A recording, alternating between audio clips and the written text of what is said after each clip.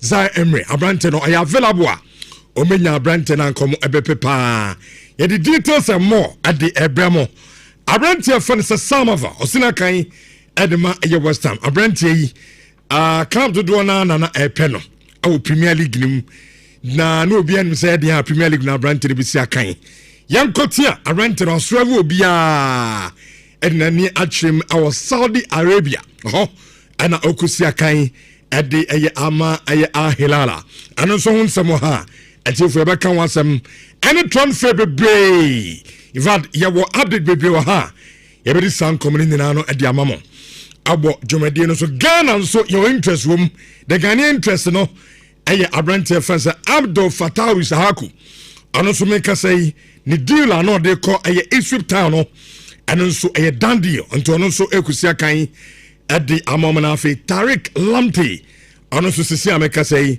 ono so aye move at the akọ aye KPR and so awon samo ha ani nina na ye bedi san komo no abo aye dwumadi eso ye be fia ene ye be club football na ye be share our two most biggest clubs awo aye krom ha me kire Kumasi Asante Kotoko and Hasefuk. But of course, our focus on the Duana no, it will be centered around Kumasi Asante Kotoko Ekuno. Na eno mbe catch am se Kotoko start on pre-season.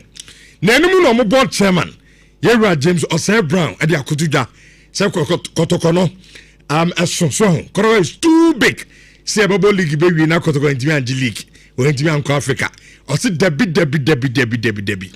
Enti the new coach waba no amo atase ne se onji league no na onfa Kumasi Asante Kotoko enko ey Africa ya koma ni aba be di san koma yi ani has work na no ya hwe se aboabo no omo eye no ene betu amom age league no e de omo akọ Africa na when in sempi ka ho na no so no ye be di hu nkomo ebra ye be ba eye fie ne de system no eso etimi ade adamo this and many more ana ati for ya tenase ya di dwumadi no enso edi ebemnamum gise gabitu am ka bi the foreigner odi kan edi ekọ amene ne ba na eba abedafo so tenase na edi nkomo no enso etimi edi amamo ene anopai ye hye dwumadi na se edi afri amene. Good morning Dachi en bibia wako na wonso na mi adom menso me hu eye ze dem say world cup no say feeling no yeah gradually am say die off. Of course. Dan kakra. Yeah. Bibia say club football return it. Yeah. Inti clubs na shasia omo businesses. Na stories in bi wa out here shocking kakra. Bi wa out here. The transfer stories. Transfer stories no. E bi wa out here shocking kakra. Minim no pain na person dey fa na enin kobo. Yes, shall free transfer no. No problem. Yes, shall free transfer no because I no pay na me share transfer markets no, and I was looking at the stories and and I was really excited, especially from the Chelsea point of view. We sure Chelsea for no, after last season it was confirmed say Ombo Europe. See when Timian qualify for Champions League, and to the extent say Ombo even the Conference League. So missing out on Champions League, missing out on Europa League, missing out on Conference League, and we find ourselves in the position and now Manchester United for last season.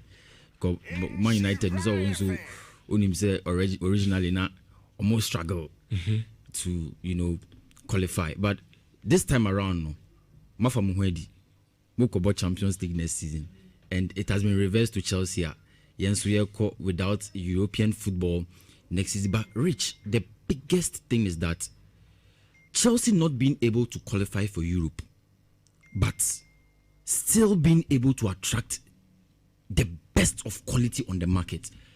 I think it is something that is very, very commendable. Abra Chelsea from penny for your Madrid say ombe pamo Liam Ozinia. Not Chelsea fans no be brave. And Ebufono was stemming from the fact say na enyema na Chelsea for no yeno mpenyi for no yeno through Todd Bowley, clearly Capital, Bedad Egbali at the top no. It was affecting how the club was operating, because Roman Abramovich eton club na American owners for better club no, there was a certain kind of model the fans were expecting that they will see from this new management, but no who saw them.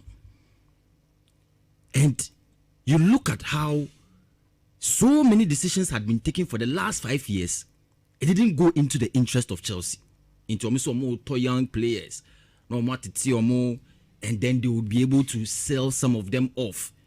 Deal, no amortization, and all of those things became things that they were using on their respective deals, and now almost sign Chelsea club. No, in the long run, Sanya didn't benefit us, and so those decisions to sack Enzo Maresca, Enzo Maresca nankasa on Man City folk komo, and all of those things became controversies. And brought Liam Rosinha, another rash decision. 5-year contract. When Timen Chamu more than even 3 months. And yes, also Yenjano Quina, Yankofo Bifu from Ra. Then they decided to go for Xabi Alonso. And Omokofa Xabi Alonso, no, there was one thing they had put in their statement. So Omo we self-reflection to see what the direction of Chelsea Football Club could be. The Chelsea Football Club papa.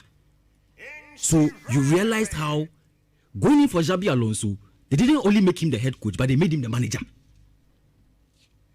Rich, I think that was one of the biggest decisions at this point. Chelsea through Todd Bowley, Bedad Egbali, Clearly Capital Consortium. No, this is one of the biggest decisions that they've made for Chelsea.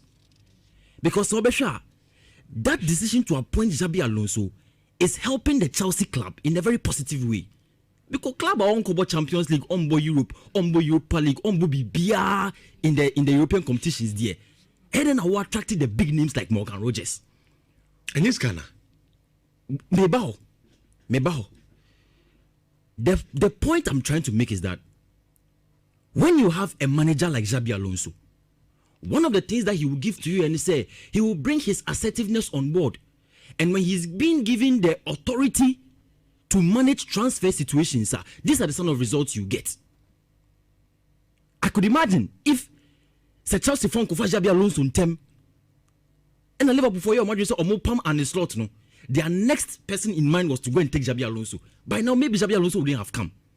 But Xabi Alonso's coming to Chelsea in Siciano is proving to the point that he's able to influence some of the transfer decisions. Look into some of the transfer decisions at Chelsea for Pesomoye and say, okay, move a player we are a year, and influencing the transfers, being able to have conversations with those players. Morgan Rogers transfer now. Rich, it took just 48 hours to convince the player to join Chelsea. 117 million pounds. And I get you, so it's fine. One of the things that Chelsea wants to do now is to make sure they are balancing their books. Because the debt that Chelsea went into last season, also too much. And as of now, if Chelsea decides to sign players more than 100 million pounds, they have to make sure that they will not violate the financial fair play rules. Sawatia, players like Alejandro Garnacho are on the market. And Pedro Netonso is considering the move to Tottenham Hotspur. And already Chelsea for Andre Santos for 50 million pounds, Wabra Mokofan 18 million pounds. So you realize that the approach has changed. Sikana Yedeko for Morgan Rogers, no. By the time the transfer window ends, there will be a balance on the book. I understand Sikano, but if you are spending, you also have to make sure that you are also selling. And I think that is what Chelsea is doing. But back to Xabi Alonso. Rich, Xabi Alonso, to me, is one of the best decisions that Chelsea has made, because say transfer, Morgan Rogers transfer, no. Aside the fact, say, no, any player needing come on within a short period of time to convince the player to join Chelsea. He also got players like Cole Palmer and Reece James. Are Chelsea players already to speak to the player to stay, to come and join Chelsea. Reece James, Morgan Rogers, they were in England camp at the World Cup. But Cole Palmer, no, Morgan Rogers is a relationship. Okay. So all of these components came together to help Chelsea to convince the player to join the club. Next season, European competition. So it tells me that the influence of Xabi Alonso is really, really high, and I think Chelsea are going to really experience a very good, transfer window with him. And so Obesha Anope Matisse John Stones so is also a free agent. Or a free agent. Because on this city contract now expired. Yeah. And or a free agent. I mean almost on the so far man. I don't know Bibi Kakra be the experience. And I mean John Stones is not a bad player. No, of course. Say Chelsea Nyana, a good addition. And Omo Enyano. Matisse says Aston Villa to say they are considering Nicholas Jackson. Nicholas Jackson from Chelsea. Oh, you see, my problem kakra, I understand. Yeah. Chelsea, you are doing well. Kwanya say Mufaso ya munyeme bi muto player na obi to say you can say Andre Santos. Santos DXA. I mean good business. Yeah. And I'm so what I say. But my problem here, project na mo yen. E kamera say am ya na dru media. No mo ama say adwire no.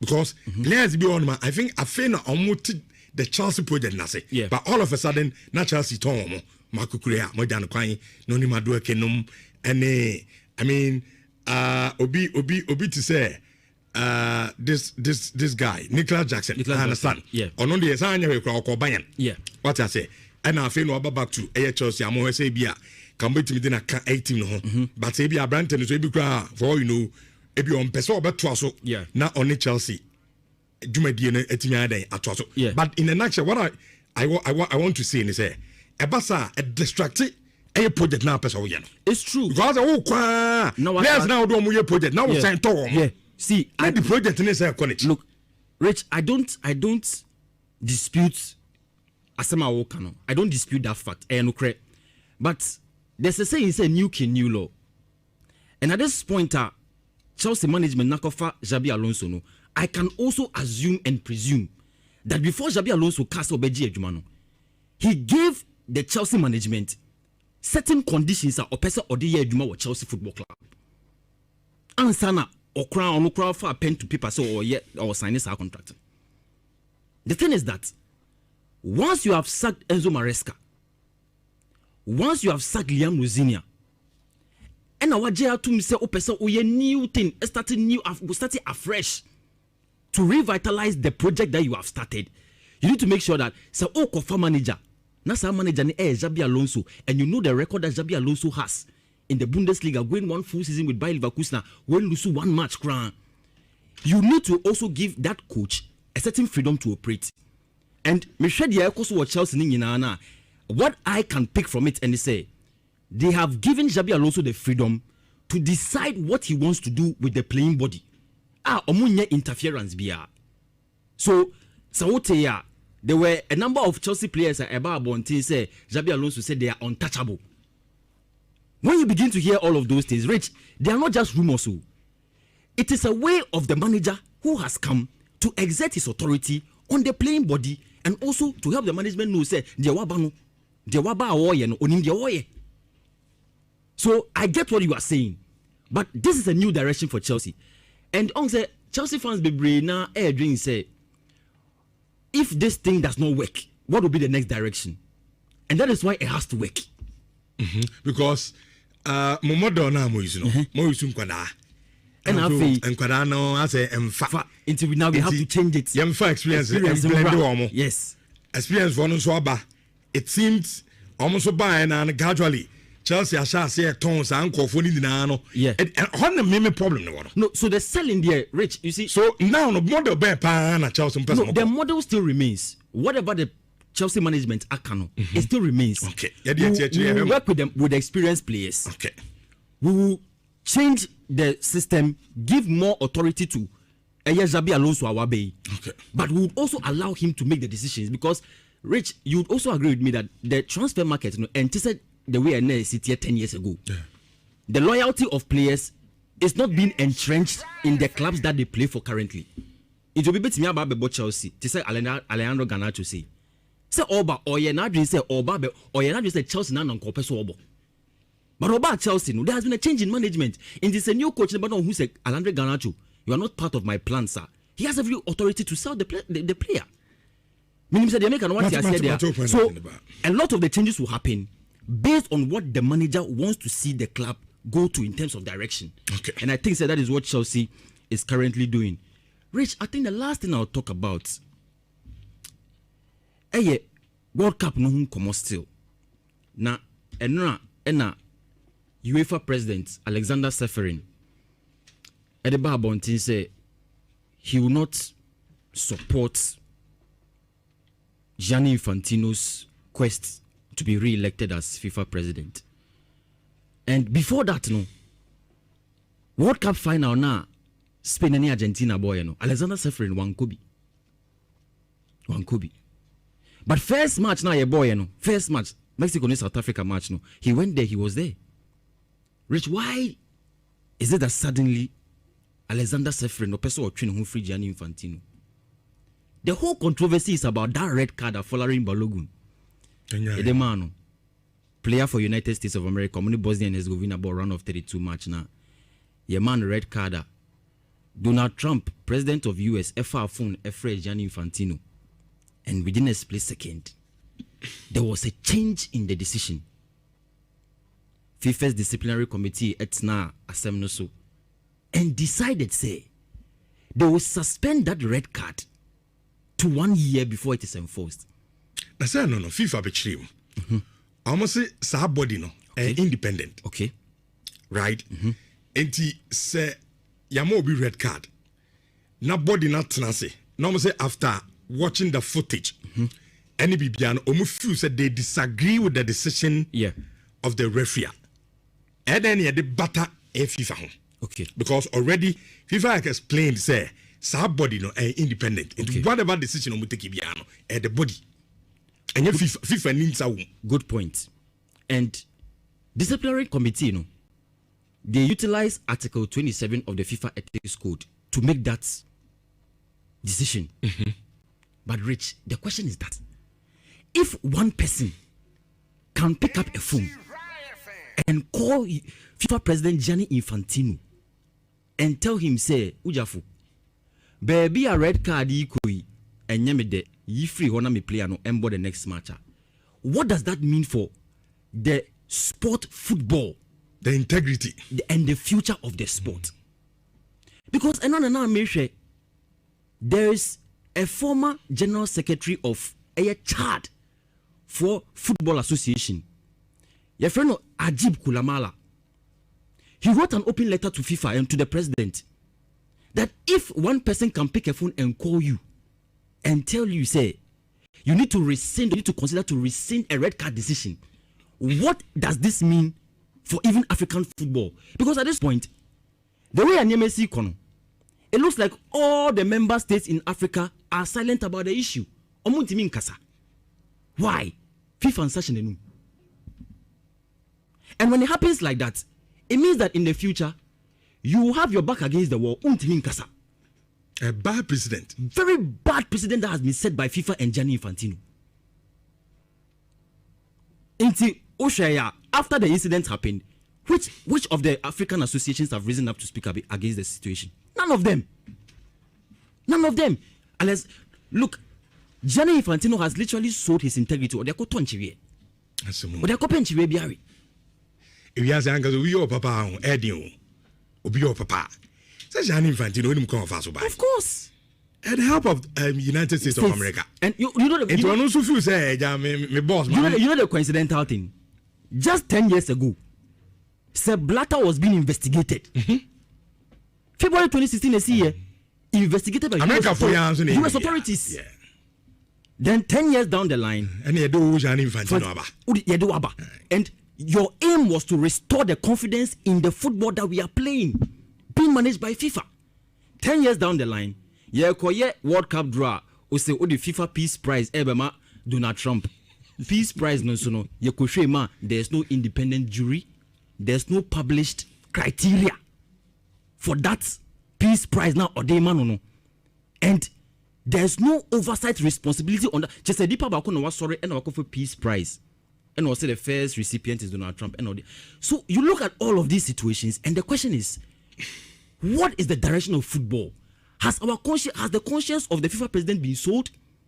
For which reason he cannot decide to state emphatically to President Trump, say, there will be some a bear meeting. I know the FIFA ethics code permits, say, you can suspend a red card. But if that has to come at a time where a president to pick a phone call to call Gianni Infantino in India. The sports is compromised. Bedroom maybe our president be free. Of course. So what me be my president. So Obaka, I use England so one of almost parliamentarians, you know. Almost parliament, almost castle, almost one or two issues are they have with FIFA. You need to request so you look at it's a very bad president. Very bad president. I think it's very detrimental. It could affect the football. Joshua Olutu and I'm attending Canin Shamanzo for open fan. Maybe I will go now. Namiatom. Menso mehu eye. Say the Amsa World Cup and I'm say feeling no. Yeah. Gradually I'm say die off. Of course. Die kakra. Yeah. Bibia say club football return it. Yeah. Inti clubs na shasia omo eye businesses. Na stories in biwa out here shocking kakra. Biwa out here. The transfer stories. Transfer stories no. Biwa out here shocking kakra. Minim no pay na person dey fa na any komo. Yes, shall free transfer no. No problem. Yes, shall free transfer no because I no pay na me share transfer markets no, and I was looking at the stories and Eba, and I was really excited, especially from the Chelsea point of view. We sure Chelsea for no, after last season it was confirmed say Ombo Europe. See when Timian qualify for Champions League, and to the extent say Ombo even the Conference League. So missing out on Champions League, missing out on Europa League, missing out on Conference League, and we find ourselves in the position that now Manchester United for last season.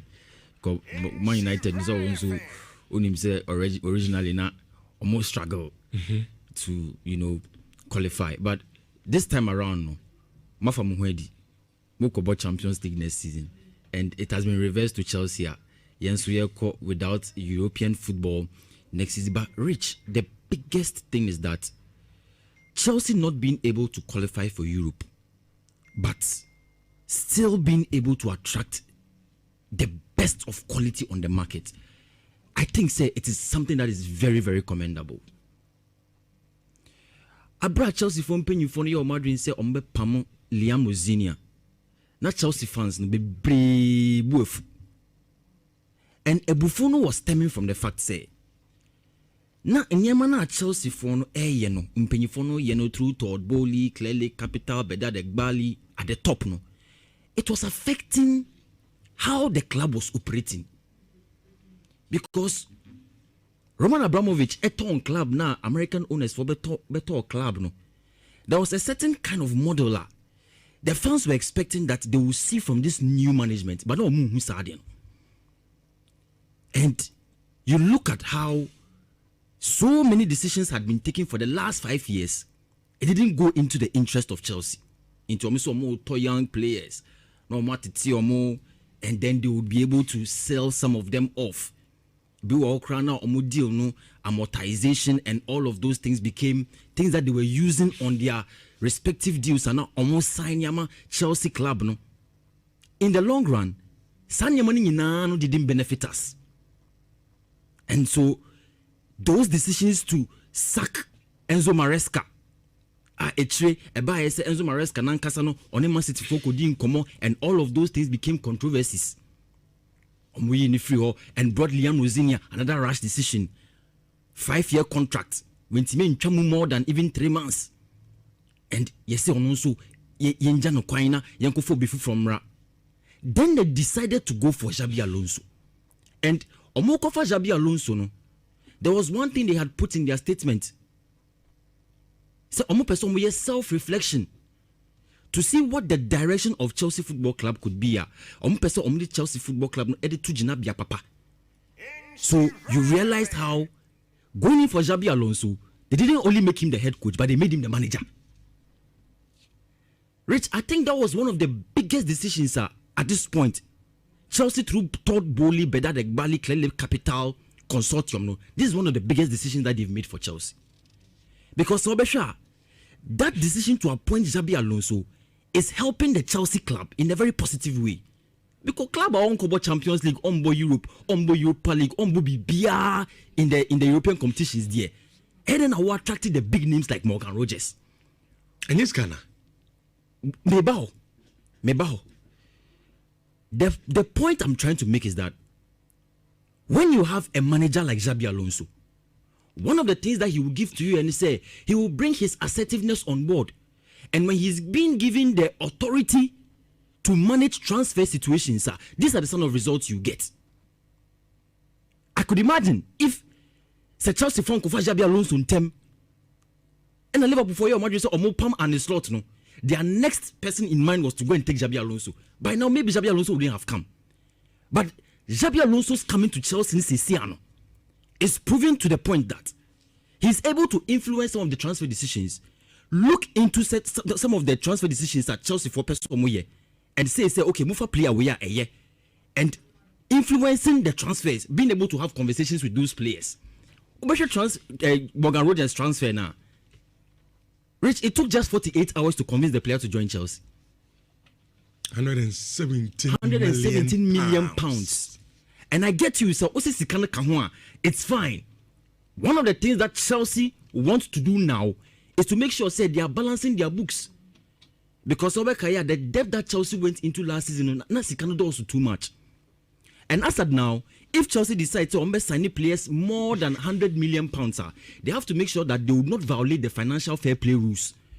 Sawatia, players like Alejandro Garnacho are on the market. And Pedro Netonso is considering a move to Tottenham Hotspur.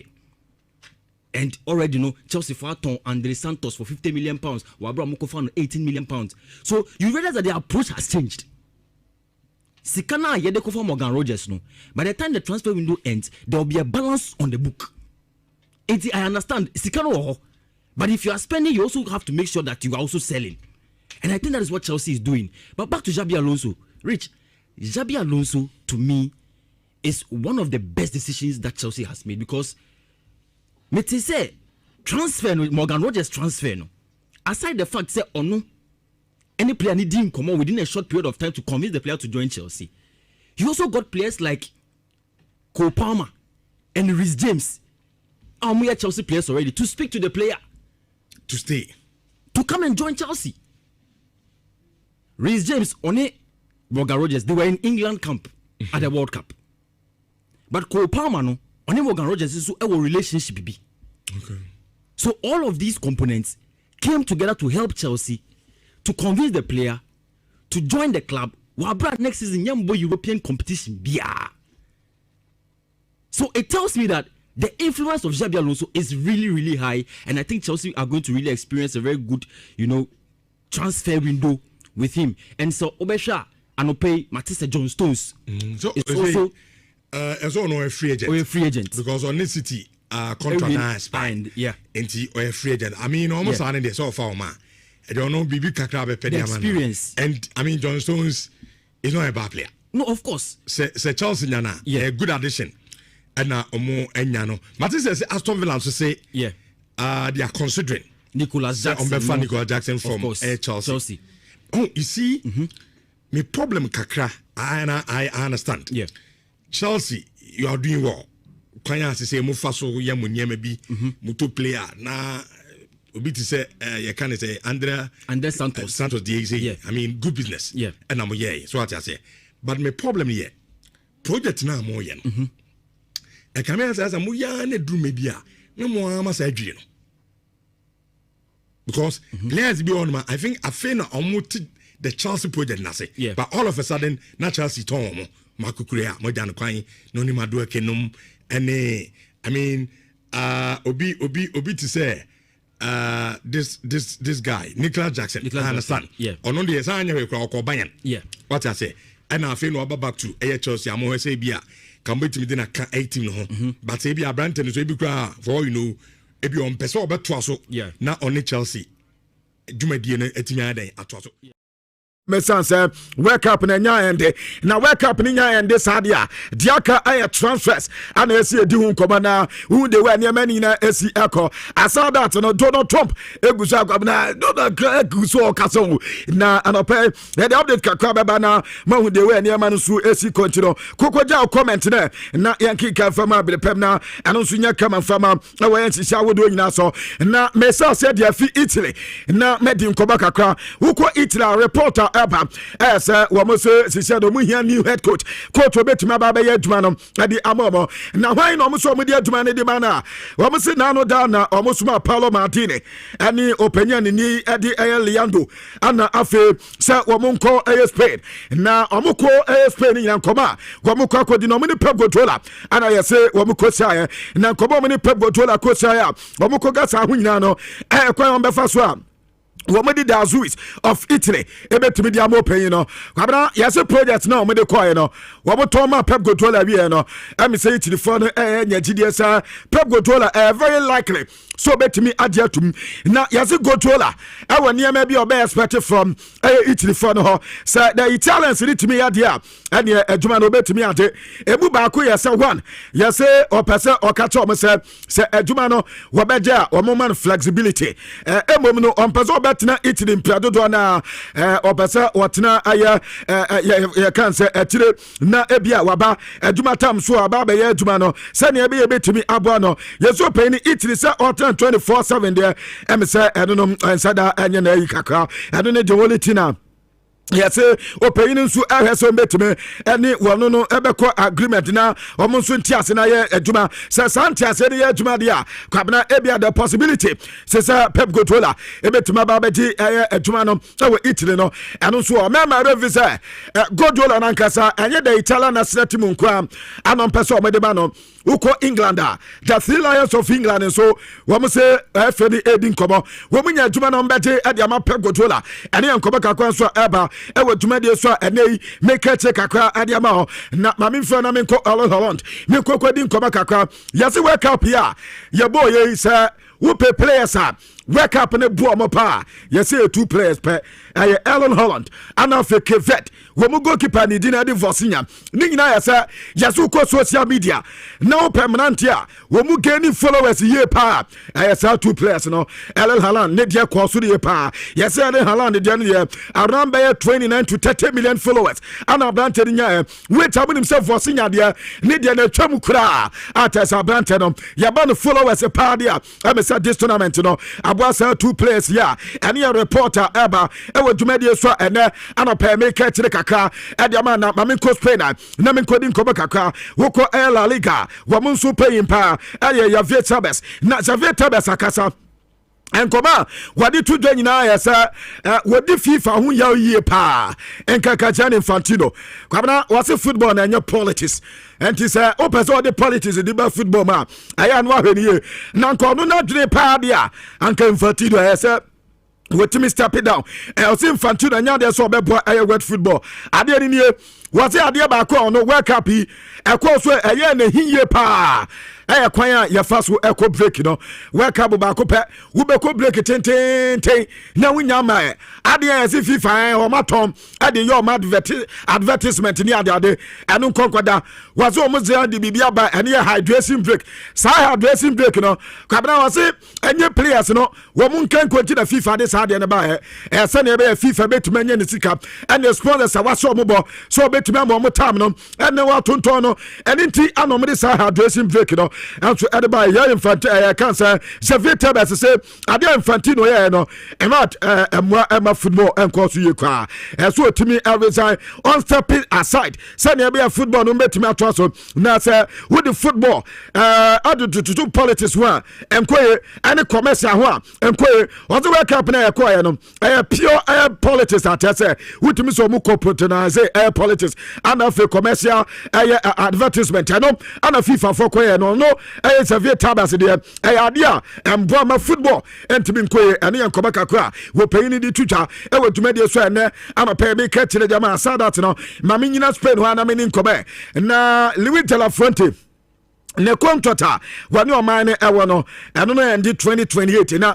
am the time en seka say yes Spain for the future aduma na Luis de la Fuente ekoye world cup na wate no ima there so metibi extension adima no ento mo di 2 years asa de kan ho to 2030 ani enkomadi o masase a wo me openya ni dedi Luis de la Fuente enso have ya ena no pen make kire kakra adima wo tumadi so ani e de free Spain e de aba na anona Donald Trump yes wakodi nkoma say amount forecast world cup na nkoye ni ade only also successful already medical ba catch us was the World Cup I hosting no where you better at the turn 5 times out to miss a World Cup when a Jinasui pa now was out there by Ohu Ewan Fantino movie year pa near said we will be at what the unity at the in Cabon Party Papa the Demon to pa when them call for so Emma a football a kind of pabum and to under Nadum Party and Kadancha come Bianca or Batiasia and Gokabana General Secretary General at the United Nations of Monfa Emano now face open in Yajuma and so and farmer yourself for the United and your report and pattern American man paying Donald Trump at the Abba Ewa Dumedia and I'm a pay make a check a car at the Amakabana Mamen Trust and Amen come anywhere. I'm the time in Saka sir Yari 2026 World Cup ya Koino Oko South America. And there be North America kwa you so called North America ban broadcast empire and no answer mobile betete ho e ma mobile betete sika manfo enya na se FIFA nkasa enya na US aban enya na nyasem gotwa na yesi nipa 63 million and you viewers wo munya nipa 63 million viewers and mamenye say 63 million viewers and you do munya e wo North America kwa o North America kwa and imagine say bibire mbeka South America beka ho Europe for no beka ho na come bo for no beka kwabna eno chaze World Cup dia amanfo he pa ade enko beka kwanso eja eba ewo dwumade so a make a check akra ade ama ewo nsisha wodo so na Mark van Bommel yes oko Belgium Woman did not start to be the amano. Woman saw one man air contract to 2028 and T Euros no her now on form Juma na Pedro Mano and a man queen from a man reporter Mensaka Mark van Bommel and Command Sofina Kati Ebony na me call Liverpool. Who call Liverpool up the time Mensaka as opinion daddy Jeff Bezos. Wano and the founder Edima Amazon. Kabana yaso ma contact no na contact no acquire na yes yes control to be over for me opinion di edi amit batia edano no kwabna yes o makoche Bezos was woman no mun kambom no mun konkoto stake e will Liverpool bobo kronum and the new owners just Liverpool for eba benya Jeff Bezos nti e dey ezika buburujo and just say kobase eba so sadia Liverpool team no so eba benya ene your report kakwan so eba e wo dwumade so ene anope mi ka kire ediama now mamini nkoba kakwa na yase wofa the most goals involvement and you assist any goals 2025 and 2026 ekamboma all the club and country and the Chania answer World Cup ni wie ni nya season proper kabra wo mo tell say Hurricane ekwa 81 goals 2025-2026 season. Anna Mbappe, Enya 71 goals involvement. Anna for Erling Haaland, Enya 69 goals involvement. Michael Olise, Enya 61 goals involvement. Anna for Luis Diaz, Enya 52 goals involvement. Me bato any goals in assist. Players in Enya 2025-2026 season. A complete one. Bato afe ban the top 5. Major leagues in Israel. Kwabna who the most assist.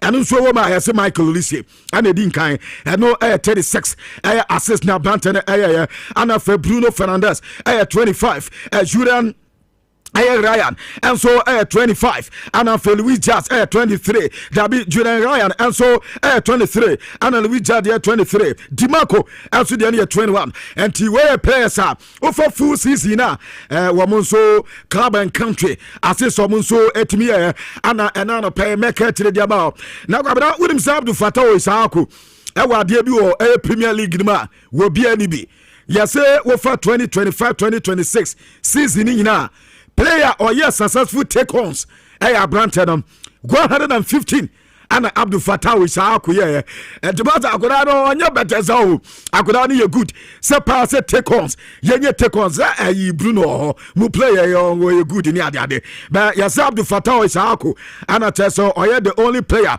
at Teso for England the top for ties now 2025-2026 season of Brantedom Anna Teso no so top here and reporter eba e wo dwumade so na no pay me katire edama Xavi Simons so akasa na Xavi Simons akasa no ne ma me say owo no na yam friend Zabio na was it 5 days no hu di o de be makola no na nyame ncha de na o TV anoko hu Xavi Hernandez says Xavi was so here jumande ma baso no say akwa we de ono ana me de no beto me ba no enti Xavi na nkasa de ye de ne to Xavi Hernandez sa na ne ma me epeso otere enti aba no sa akoda ni nyina enyine ye na was football ana wona ni so na so me de ne ko ba Salamansia ho na akoda ne ko ye adwuma kakada ne mumiemia ne mumia ewie ya Basa for to many akwadanse woko ade okonye woko PSG eni ade hu nsem ne ba be data na akwadanse ade ba ko a Basa amwa no kura wo Barcelona no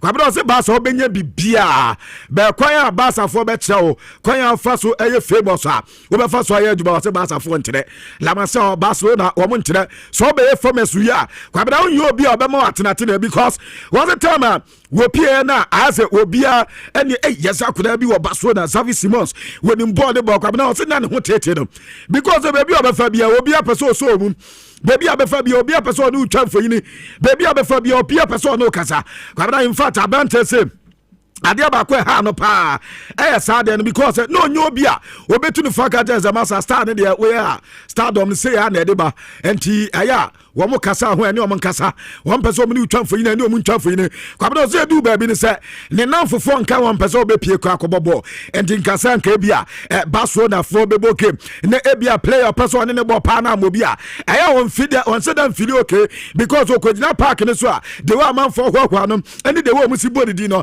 na tese amano hu etete no ene enkoba kakon so Xavi Simon so ade tuja e wo dwumade so ene anopa ne me kache kaka ade ema wa chicha wodo nyina so na waransa we eme player de ma PSG once a World Cup ya ka player once danya playing time akoda ne dimu ntitima e pa entina man for ya o ma dwen se bia ene okọ PSG a wan we no ma ja akoda ne kwai na PSG fans yanka emo bianta say akoda no on tatable yaka players o mo PSG a wo mu fidi o mu ye pa akoda we eka ho wo mu ya da akoda ni ye pa enti say Manchester United the way I see United ni abre Manchester ya so ma hato many ba akoda so mo he de be si no ma kwa kofa akoda ni de naba ya say PSG say akoda de o on tatable enya de so mu jana mana ko ba bia asa that no wo mu si yanka bo bianta say wo mu players o mu o midfield ni na no enya de so mu jaba kwamana ko enti we team na bia wadwe ye o se ebia Branta de gine waranzare emre vitia ana se shawo enso ebia pese ofana wabse yanka mo bia ntase Fabian Wismi yanya de so mo Tony pa ba kokra obo pese mrante no enso ebo team na no e de FP ajakate eba e woduma de so na anopa mi keche kakra enso e de mana be ko basa reporter mensaka se baso na fortress ena womo yeso betimi anansa Branta ni de Karim Adeyemi ne signs no womunya enso confirm ne sign na aire so abaya tinanda womu hese bia wometimi enso a present Branta no ene dia mensaka wo dwumade so a efiri baso na kate eba ene anopa make tire adiama na moma Vinicius Junior kwabna we de mama opportunity wem kaka Vinicius Junior nie na amanfo bisa na Vini Junior no ade na ya no kre ana se enya no kre kwabna reporter mensaka se no kre trodo na yesa koda do wakwa akoye tin surgery bato na bodwe no wakoye bibi kaka fa ho na sasa dwina ya se abantere koye no enye da normal surgery na toto na aye no na we yasi aye feeling wa ni bi na tese abantere no enso ekoye and is also Vinicius Junior wa he ya no eza se bibia sesa na ene yasi doctor ni din adi Dr. Alexandro eye Alessiao wano ana tese wo ye sa surgery no adema branche no babna on say obi wo ho a wabodwo na bia o mbetutwa nten kakra no mark case ye da bi we de enye no bi na abranche ne eye we no yesi eye surgery no omu reshape no na we define eye wulowa jawline no enti kwabna efa wafuno ha ebo abodwene ha no wo mbese pino na ne wafunu ni nyina toto kama na tese line ni nyina ya kama enti wo obi bia wabodwe no ayase emwa form kakantina asa ha ya fia na tese apante abegina bu no kwabna ka je na kwa sane de tisia wo Vinicius Junior mpato enya de so obehu abrante no Ezanza yase wakwakoye surgery na eno chin surgery ana brante no ensu ekoye yase we no injectable fillers ana omunsu eyusu ye enti that traditional surgery na nkasa de enye no na test omo ye edma Vinicius Junior and he said Madrid but I could not hear this ya and my mum is a player be in Pato Vinicius Junior no and he cover asika de obo and he was cardia why nice which Mrs. Some Bibia Timothy Some Bibia and Vinicius Junior is there to me say time I have first pa minim say na no so omo to kakra de mana because na no so is no to me say in fact me picture no for na it was a what's that no man yeah and one buy but we no be some who say your ball cup we saying Brazil free man run there I mean run 32 yeah. Hey, sorry, yeah, run 16. I think run 16 or so. 16. And I'm Brazil frame. The time man on the quiet surgery now. Man, look at difference. Yeah, Kwabra, yes, surgery, no, omu free man or Kosas here. Okay. Anna, or yeah, any surgery, no, and yes, we know a cosmetic chain humanization, and we know a biabe fakamana, etimia boabvanted, as I know, unabvanted, the assassin, and now Tama Gina Nipa. That we know, or the better, Bibia come and Vinicius Junior, no, Musada Minchamunko, a Vinicius Junior. Man, the player now minimum that. No onwa ne hon komo na na no pen ye di awudumade so e bia wuti already wa hwe I want to stop in us here but okoye social media handles ni na both YouTube and on Facebook no YouTube na no Nhyira TV e wo YouTube na Facebook no no Nhyira 1045 FM e wo Facebook na fe wetima dwane na eno so wetima ya kama na so fi new player na ba Morgan Rogers aba na Morgan Rogers ba ya no wadi nkomo ye bi san say die ntina Champions League clubs ni nyina ho to sue Chelsea now say Chelsea no Adiasa Zabi Alonso didn't dinkomo. Na Zabi Alonso didn't dinkomo no project na oton de ban no. Kwabena won say project na ye kaba. Enti na dia no person otiase pa say position on person omede ne bo. Ene hwa no ne kind of football no bo no. Say na bi obetumi accommodate with Chelsea players no. Na Zabi Alonso didn't dinkomo no. Kwabena o try the sample project na ye kaba. What turn position ene kwan obefa so abono e wo tim no. What say na many nyina no consider who said abi ene Chelsea a fit Edmond no Morgan Rogers and yan komaka kwasa Branton and the tuta e wo dwumade so na wose na nia die pass wo dwane Chelsea team no Chelsea quality players ha wo fi say the quality no so no what the baba kan we na nyina betumi aye kama e di abono eno ye reporter men second year afema meni komaka kwa na the chance Morgan Rogers ye bisan say yes we down fini ko Palmer na Palmer winning na din koma na and also what the Palmer din koma na for the first time ko Palmer tata ni was on the Kopama do mudin komo na yesen na Kopama na nsan na Palmer kaka no atate na ho te sen obeba da ben contract no ahwema wie na ubenya ba uba mani beji uba wo suro ho na no da ba bi e koye no me person ke cover kakra was on no we da bi ade and so ogitum and one player a man in Johnny Chelsea pan kwabna we project na e kama any coach na office and him no betime and so improve you know Kopama one of the players wabama do nso akomi ye pante na ni adi so ni Kopama e ba be shatna waso ya footballer na kwabra wo kotim bi mo na wo adamfo ho a etimi emso eboye pa ene enkoba kakwan so Morgan Rogers adi tuta e wodumade so na mekotia. Yes, Alex Scott na Manchester United mani dineti no. Yes, Chelsea for so obunya Alex Scott o mope. Enti wo moni AFC Pema for din kobo. Na Chelsea for say anya hwekwa de BDB o mope no mbetimi atua. See yes Pema for say 64 million pounds and his car. Wo mope for no Alex Scott. And yes, Chelsea for say no problem. Say 64 nkwa de am. And you mbe so betimi nya planted no. Na kwabena say sise ne two players that aka be 3 players at Chelsea. Ebeso mo eka hum South 3 players no emu baako aya Branton de Maxim Lecroix and afi John Stones na am the time saka se Chelsea nya sa players nyina say ana Chelsea set up na besia ko go post in there na do Sanchez na dey we di adu na obi aba Sanchez so be use no kwabena ya say Rob Sanchez ana obeda go post in there about Chelsea after tiro ho one ball Lecroix Chelsea ball 3 back one ball Lecroix no ma ball Liverpool no ma ball John Stones we tiro ho where the back 4 ya see Chelsea be nya that means two players Charles Beto as a defenders no womu ade aya abanta de dina de Liverpool pen be come ho enfifio once abanta de dina ade Palastra badada entombe Palastra ewo ententenwa no mabo Enzo ene Moses Casado ewo mfifi na nkasa na fenso mabo Ray James enso wo manim sa na tese Ray James be decoy as a aya wing back afe wo mabo Kopama ewo anim ho na omabo Morgan Rogers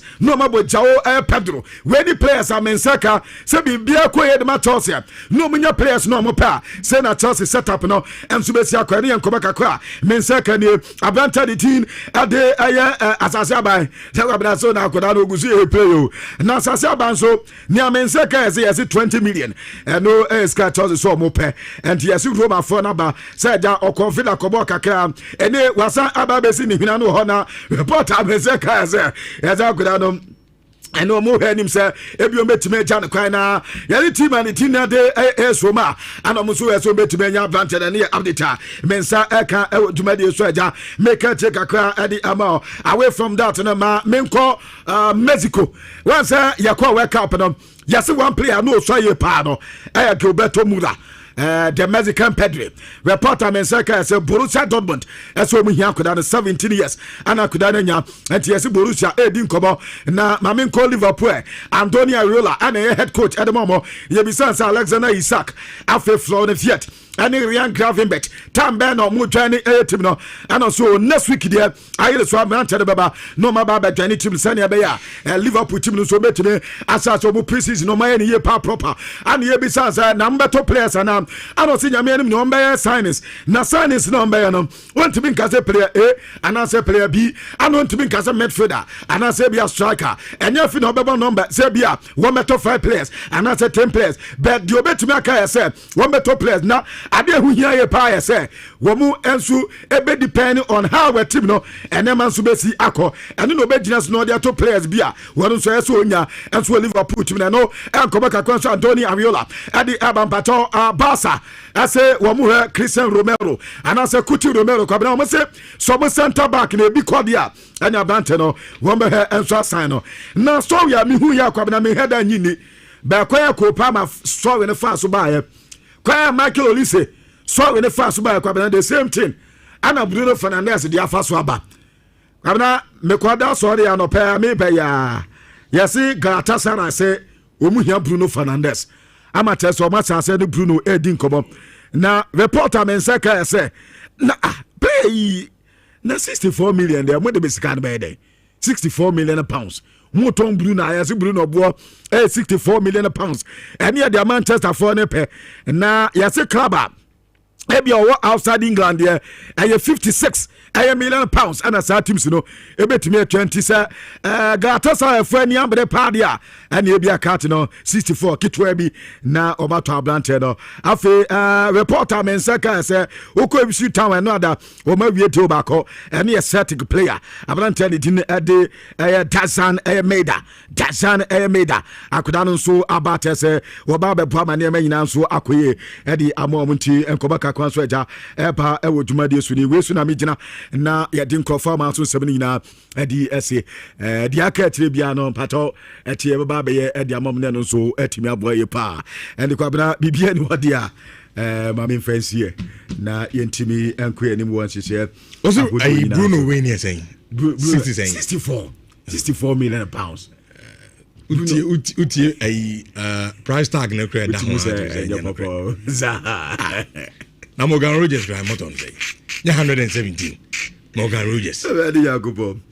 Rogers of Chelsea ton say 117 million pounds okay na Bruno Fernandes I don't know the numbers of Premier League mana and we ubekomu amu kofu bia na akọchọchọ so edamu amu ena me chese mo amu kofu ni bi na atọ no omode abetag ye we am amu story na Satan kran yembo Champions League wa anko na nyame adom yenya Champions League mo amu story mo ana mo ye ma ade na ye ho mo ana mo ye ma ade baby a Kobi manu mo de koto ese Kobi manu so nya Chelsea obebo no kwa bana hwa na da we dey story ni mo he baby a Ganato mo be ka se Ganato be ko Chelsea na hwa na da yi baby sa baby ko na hwa na da and you know when you baby se be ton Bruno kra nya 60 and Bruno dey say oba 200 Why? Bruno Fernandes. No, Shannon numbers.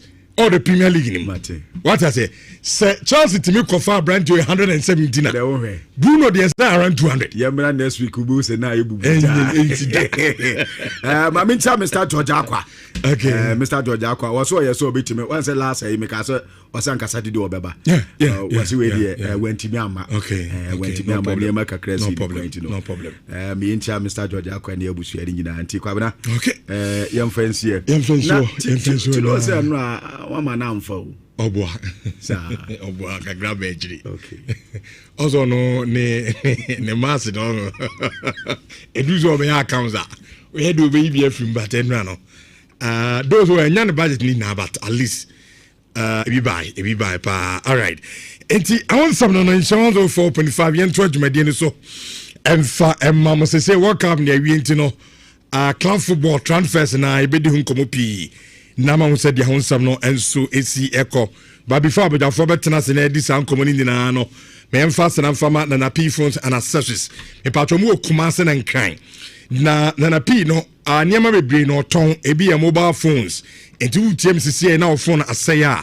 Me patro kono koto bi free omo ho. Sanse ne bia ukuta phone dada but open extra one bi e de aka ho aso.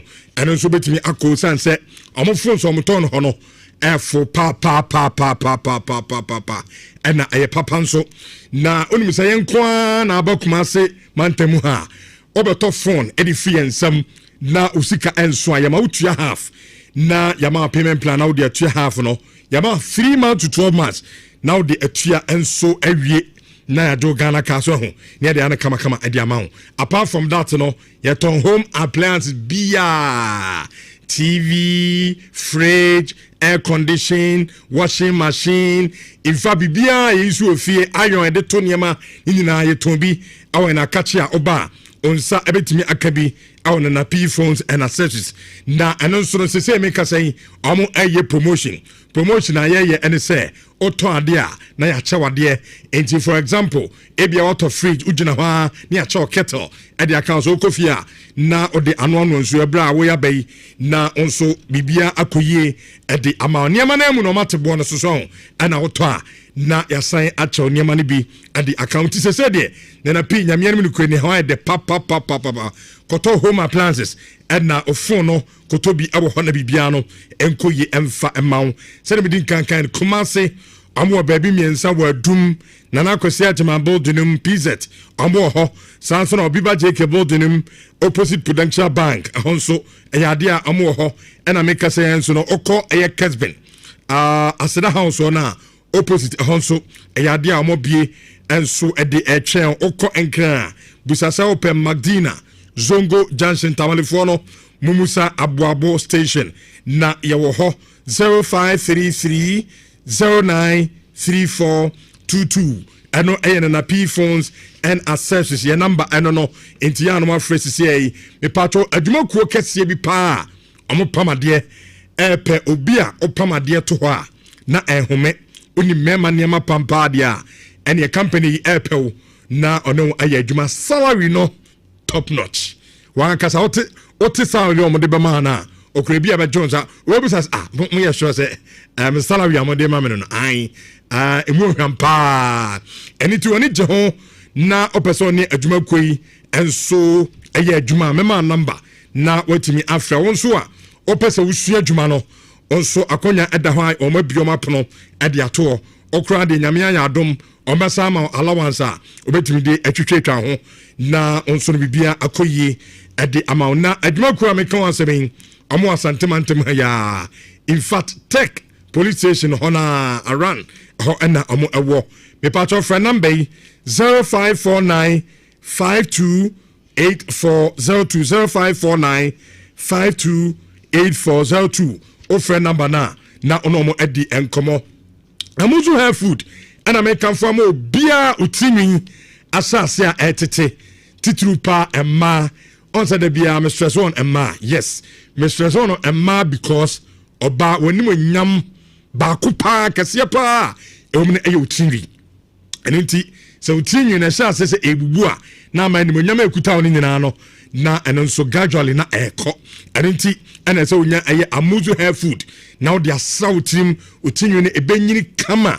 na ya black ne mo ayedu na ho so no etimi aye fe be ma nso ape waves e otim so ho pese utinyu no eye fe black kama eno nso amuzu hair food ena me kan for dia ma uyo obi a me pacho ehoa e otim enti da bia ama udu trasesa onya bi na wo de sasema ehoa ne nyina no ebeyi edi efrim na onso no wanya eya hoto na owura mu cosmetic shop bia also pe amuzu hair food na onso timi atobi na etefo de tenisa ope dodo na atu no akwa akoton dia obekọ amuzu junction tafu insha to ya ana so be friend number 0242 955 056 ano eya number abetimi afre amanse community bank plc omo ba ye 40 years and still counting omo de eye no kredie ene eye pepepe yo eno mo de ye adwuma a omo hono no discrimination so say we de ese amane bi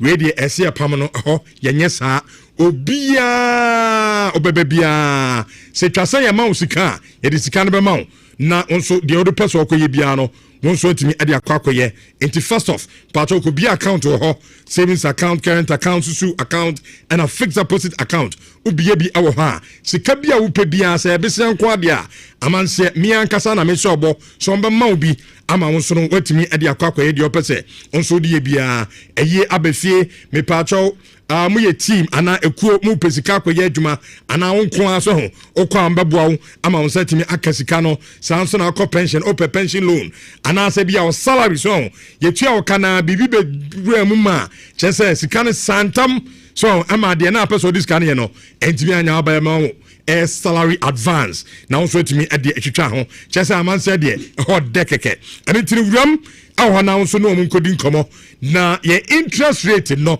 mesebesia de wo kwagia ade ese o mani hia opa eye interest rate entimpacho ye de ye interest rate na o fompa obetimi atuasi kabote no enso ade aka ho kama mepacho kumase ye santase okosofuna ye ho ahonjo Roman Hill ana fe asem honina ye ho mo anwan kwanta ye ho akokere bekwai manso data no ene manso dubia ene manso nkronkoni nyina eye a amanse ye ho mepacho no anso be friend I was 0247 200013 yeah digital banking ti undi problem kra Jumia app Jumia Ghana app no se on download di bia mpacho me no kase ya for phone sisi ya na eko eya app store ho okwa abo Jumia Ghana e fashem na download the app no bibia o pato bibia kana o pato o phone ekuta wo pe bia to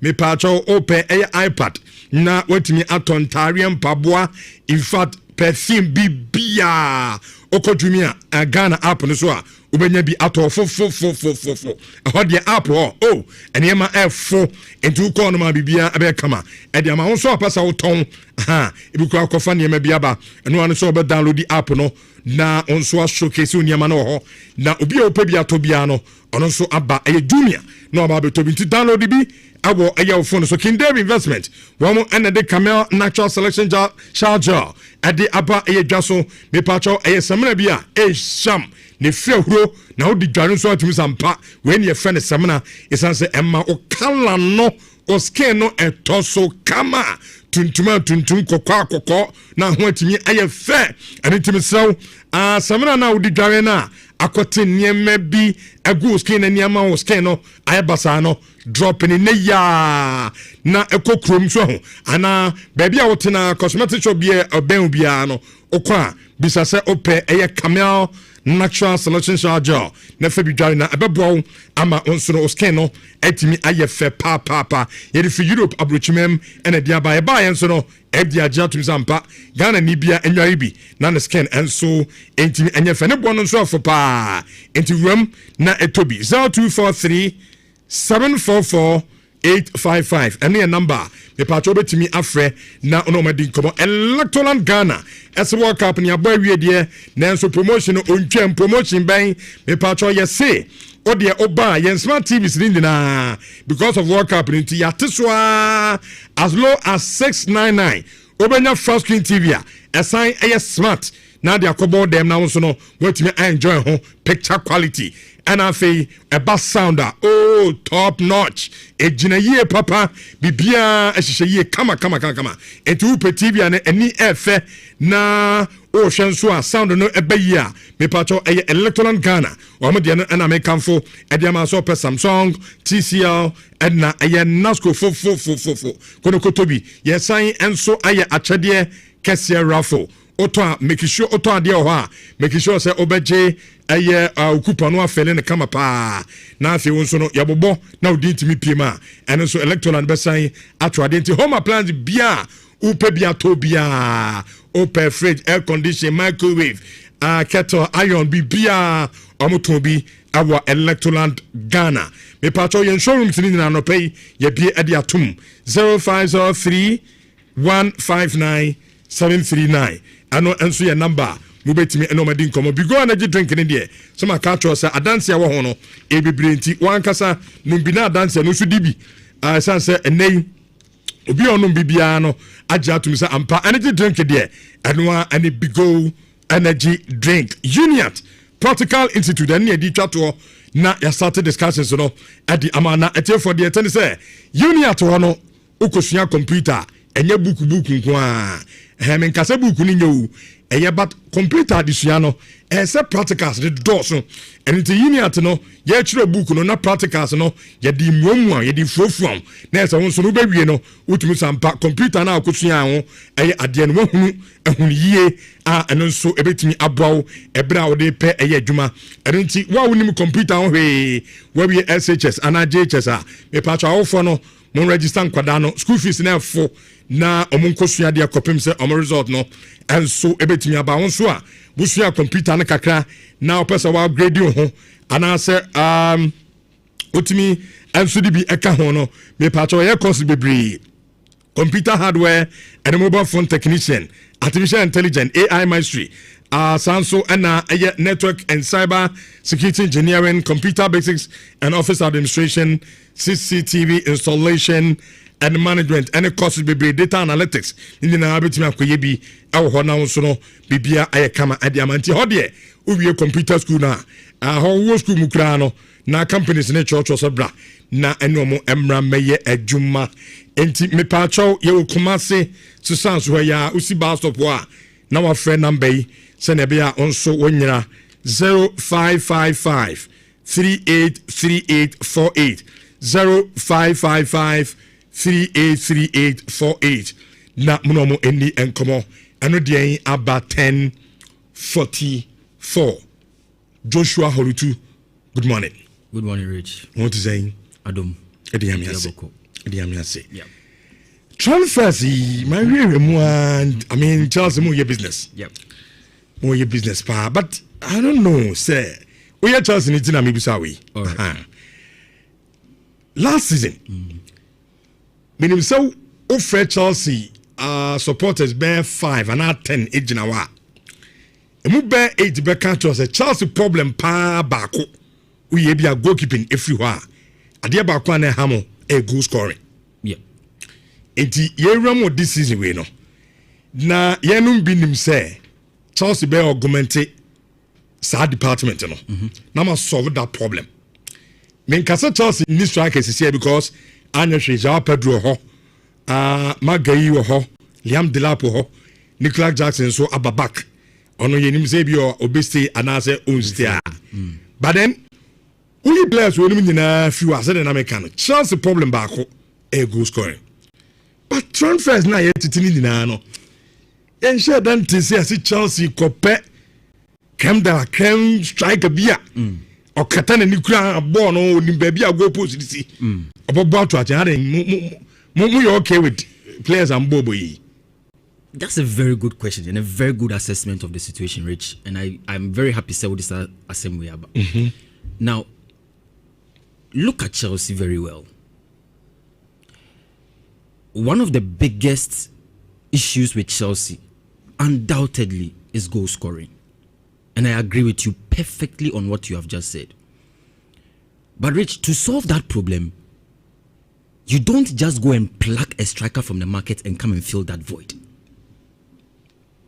Because if you look at football and how it has evolved, there are so many ways that so many teams are utilizing to score goals. Into Ushe, Pep Guardiola, the tactics are about Manchester City. There are times where Erling Haaland as the fox in the box. No? If you want to use him alone as your goal scoring strategy, I'm sure no way goals now. Okay. So you have to be able to get certain players who can be complements in various strategic areas of the pitch to help Erling Haaland become the Erling Haaland that he has to become. Okay. Into social January Akofra Antoine Semenyo by. And you look at Antoine Semenyo and the profile he has, only a typical goal scorer. Yeah. But baby Ojinano, he can help with contributing to the play, putting the ball in the box for Erling Haaland to score. These are some of the tactical decisions a coach will have to look at his team and make. And to answer your question, no, and bringing it to the Chelsea perspective, no, I understand why Xabi Alonso was very, very, very keen on bringing Morgan Rogers to Chelsea. One of the ways that Chelsea beat solving the goal scoring problems this particular campaign, I and say, if you have a Joao Pedro who can give you that typical number 9 dominance in the box, and season a very good numbers, but in terms of goal scoring, you will want more from him. You have to be able to create that flow and structural flair around the player. There will not be so much pressure on him necessarily to score for you in a game. But at the same time, he can be able to get other players who will come in.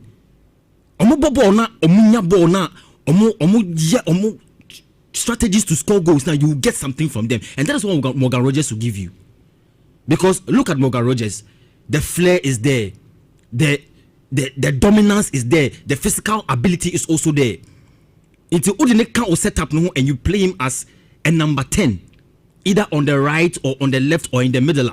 He's not only giving you the chances creation ability, but he's also playing as a player who can feed through the channels and help liberate players like Joao Pedro to score the goals. And this is the approach. Okay. Because if you look at the players that Chelsea want to sell now in Alejandro Garnacho and in Nicolas Jackson, both of them have something about them that doesn't help them to focus and concentrate on the goals that they have to do. We have Nicolas Jackson alone. There are times where there are clear goal scoring opportunities. Nicolas Jackson will just, and you need that consistency from the players on the pitch. When you have consistency now, Rich, it is difficult to win your games. And if you cannot win your games, it is difficult to win titles. And Chelsea now, without the European football that they will play this season, there's enough time for Xabi Alonso to assemble a squad and then bind them with the right culture. Because, Rich, you agree with me that one of the easiest things for every manager to do is to coach. But if I go and do a license B course, UEFA, now me see all the necessary rudiments of coaching. Now me free, now me kobo a full season with Jan van der Bayer Leverkusen, and I'm able to go that full season without losing a game in the league. It shows I'm an elite manager. True or false? That's an elite manager's, status. Yeah. But to move from Bayer Leverkusen, go and manage Real Madrid, and then now come to Chelsea. Rich, these are all different countries. These are all different dynamics. And even though the coaching ability will not instantly leave you, it will be there. But the thing is that every club has their own culture. Until Xabi Alonso, the biggest task right now, and he say, even though he's assembling players and buying them for very huge sums of money, bringing them into the team, Morgan Rogers, he's not the most expensive British player on record. What you need to do is you need to bind them with the right culture. And what is the right culture? Say, Minim Sawatia, yes, Morgan Rogers buy, it's likely he will compete with Cole Palmer, and I disagree. Cole Palmer, yeah. Meaning, so what is there? Because you look at the two players, in terms of that creative number 10 who has flair, ability to drive into the box, create chances, shoot at goal. Both of them have very, very similar traits. But Rich, the catch is that both players have the ability to play in one game, in one lineup at the same time, and give Chelsea the result that Chelsea needs. And you know, Xabi Alonso, the Jumana or also yes, and say he needs to be able to accommodate. Very good. On pair way be to accommodate. You need to find a way to make sure that the players' egos do not clash. That's not done from. Oh, that now say Adam for there. All the players can be your coach. Coach, all the players can be Adam for. No, I'm talking about Kopama and Morgan Rogers. Yeah. But Rich, you also agree with me that in every team, every player wants to justify their selection onto the starting lineup. And there are times where the coach will look at both players and decide, say, okay, I want to start with this one, I want to bench this one. Meanwhile, both players also want to make a case for a reason why they're in the team. Niame Pachen say, Morgan Rogers coming into Chelsea now is coming to accommodate other players who have already been in the system. But the bigger task lies on Xabi Alonso to put these players together, help them understand his philosophy and the drive and Nyema or Peso achieve with Chelsea, and then help them to be able to achieve the results that they have to achieve. Because look, Rich, Chelsea do not have any excuse. And at this point, this will be the third player who has joined Chelsea who is over 100 million. Yeah. After they purchased Enzo Fernandez over 100 million. There was Moise Caicedo. 107 million pounds. And you can't say Moise Caicedo. Moise Caicedo the answer 115 million. Then we also have Morgan Rogers now 117 million, making him the most expensive British player on record. So Chelsea have no excuse. And when he said at this point, no, the recruitment is still going on. Yeah. Into a defensive area now, they will buy a few more. But to say will be sano. That is what I can give to you now. Chelsea may not go and pick a typical striker number 9. Say Branebe boy. Now you go for a Liam Delap. Ekosi yesing. Obai wabe bo wata unhudi oye ojina pole ni no abobo no na ekwo baby. So I understand. Maybe the model. Oh no, but the lab. Osha the way we sit here now. Yeah. Ohia time. Okay. Oh Chelsea. On your players now buy na no. You hit the ground running. NC. Or some players now or learning curve no suntino. It will take you some time. So that is where that's why I also agree with you. And that is it comes back to the culture American wants him. Because I don't know the mentality with which Xabi Alonso would want to train his players. But at the end of the day, so being results now, it will be dependent on the kind of communication he has with the players and the sort of demand that obe every star players no. In this Liam Delap mpun obe kase obe the number 1 striker. What is his demand from Liam Delap? Obe man the target say you are supposed to score 10 goals in the season, and now I say obe man a different role. Say oh you're number 9, but always make sure that you are also looking out for other players who can enter the box and score. What will be his responsibility? So that is the answer to the question. Okay. The culture that Chelsea need to keep, and also the assembling of players. I will say Xabi Alonso year and make sure that he gets the best out of them. But Rich, I think there are other things that are happening in the transfer market as far as coaches are concerned. In Timothy Gabi's story, Pep Guardiola, the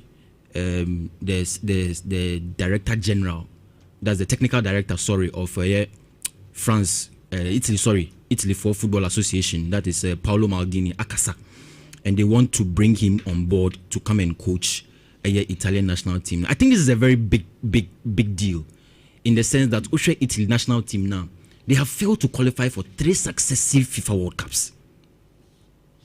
3 successive FIFA World Cups. For a national team that won the 2006 FIFA World Cup, everyone would have expected said they will grow from strength to strength. But Italy for football is in serious decline. And in your national team, look at the league as even on clubs and the club now on by Europa. Yes, they are not able to. We Inter saying dear Kakra the Champions League. Yeah.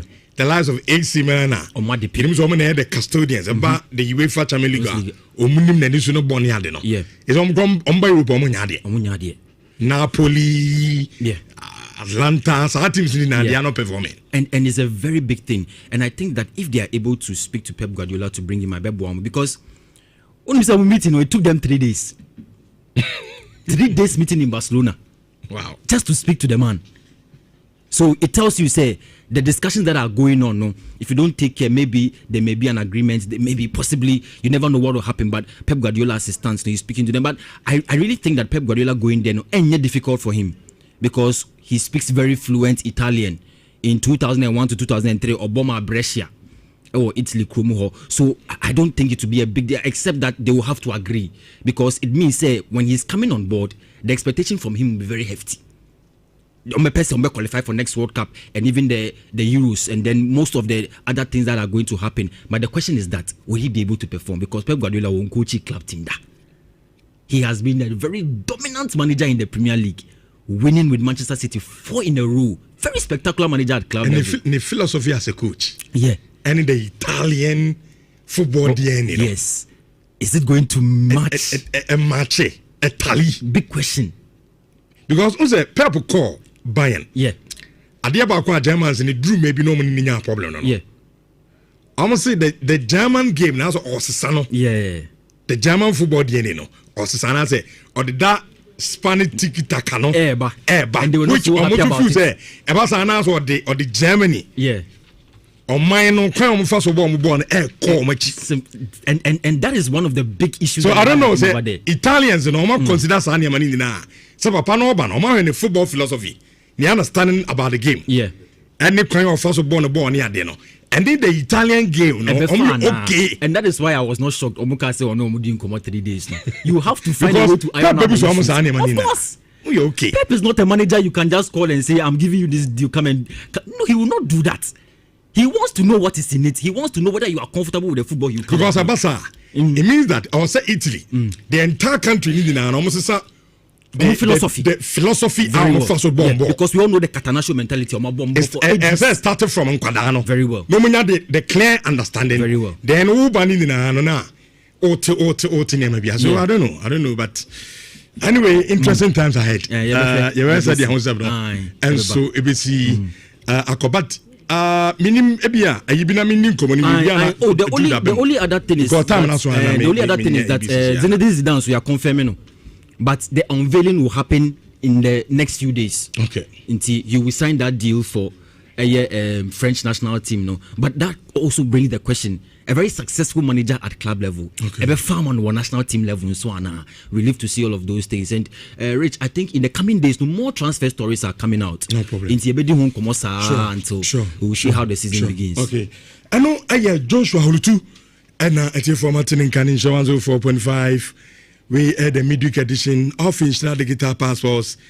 And etinko nyama edi emabet me do message on aba YouTube Insha TV, Facebook Insha 104.5 na ya kenkan etimi edi ama nansen mu amutie adwumadie me catch am say competition bi baso awo asantemantem ya tuni din Garden City Aquatic Interschool Swimming Competition and so baso me can want MP at the mamo and I'm a catch him set me shamabo me Roma studio na edi hun komo kakra na yina na ye said ya hunsam no and so ebetimi akọ and then nyame adom ye do mo aba studio a ebedi hun komo kakra na said ya hunsam no and so ebesi akọ on my right Rapper in Pacho Udini as a good morning. Good morning. Pacho now Udini as a Jemfi Isaac. Okay. Pacho competition who play with me again. Mina may MC. Announcer. Oh, okay. Announcer no. Okay. Ti edini bi Jemfi Isaac. Okay. Mommy Pacho Udini as a good morning. Good morning. Pacho Udini as a Winifred Echa Beni. Okay. Pacho now also well-being officer. For the competition. Yes, okay, yes. That's nice. I think for your baby doing komo kakra na yahu said yahu samno and so ABC akosa dia na etaka no ladies first. Okay. Yes, I'm man in no problem. That's right. Eti mommy Winifred me chance em fam free ho. You can Garden City Aquatic Interschools Swimming Competition. Pacho air competition be ya. Me pacho me dance. Yaka Garden City Aquatics maybe can Garden City Aquatics no. A company be a ye be a day beboa swimming. Okay. A war Titu Ashanti region. Because you want to say sports and yet well known. Now, nipa be so cry and yet enthused about it. It's as a general form. Yes, pa. But until I see so and say no. It's ya basse, ya betchere. Now ya boabo through the competition, ya be made in one this coming Saturday. Now abuama parents be brave at Siasia and who say sports no ho na your mother woman so rema swimming ya be very disciplined. As I would obeshema, a more disciplined. Nti Garden City wo say ye be boabo ne a chere ama parents be bring atias and nkra no so edo mo ho awuram eno ntina ye start say ye competition na ye pese ye pese ye be ye no be say parent kakra bi ntino na ye started say ye target the schools, so that say schools ni som dia na say obia so asomu bi. And basically no some metiasia first of all we are the maiden edition. The first time I hear ni and mo pese mo hwepe the interest of asantemantam ananipa atia aba aye swimming senebia ani na ense dan ni ho no ani beba wona amanfo nso ani agye ho se eba no swimming competition nso anasa swimming ankasa no omo betimi do omo ho agye agim. But I don't know, most start with schools nko for now no said na your team no kasa na ye swimming competition inter schools competition but said ye make say awareness in the new horse and say you are open for individuals also to register. Now the registration is 100 cities for all member registered, but the other ready it's free. I work KNUST pool. And for now the school in the schools and the individuals who are also available can do the sport. This time I call Nhyira Jemfio na mimisa say now that a schools and to the general public will be able to baby no. One sa age group ben na mo pe me pese me baby a registration honsam ni na no send honsam no sitie patro betimi aben my gun yo me das enti said the obisa age group no because schools are targeted no we have also demarcated the schools no you for high school and count and omo senior but yeah primary middle school and omo JSS and ages near from 8 if you subscribe you below 8 cry now that's what will be to me as swimmer you can register but we are not taking more than 17 years do the young fan cry say kwala obe 3 years so to me jaren kwa because there were all the structures are a bit boy with safety and all those securities and intino. There would not be much problem from that angle. Just that onim sweme. Onim sweme ote bibi about swimming. Okay. And you say bibi bia but it will be to me as swimming. Na say parents no we are enthused about that. What they are signing up nebra. We have all the support system a bit boy ma. But say bia the enemy ho but me ba no onyu obi onu dware bebre me the naba I say you know your events no your distances your 25 meters your 50 your 100 and the 25 you know the smallest distance obetimi etwa and say even if oba no nim swimming bebre kra na obetimi 25 which is half of the KNUST big pool and only available for Accra. Okay.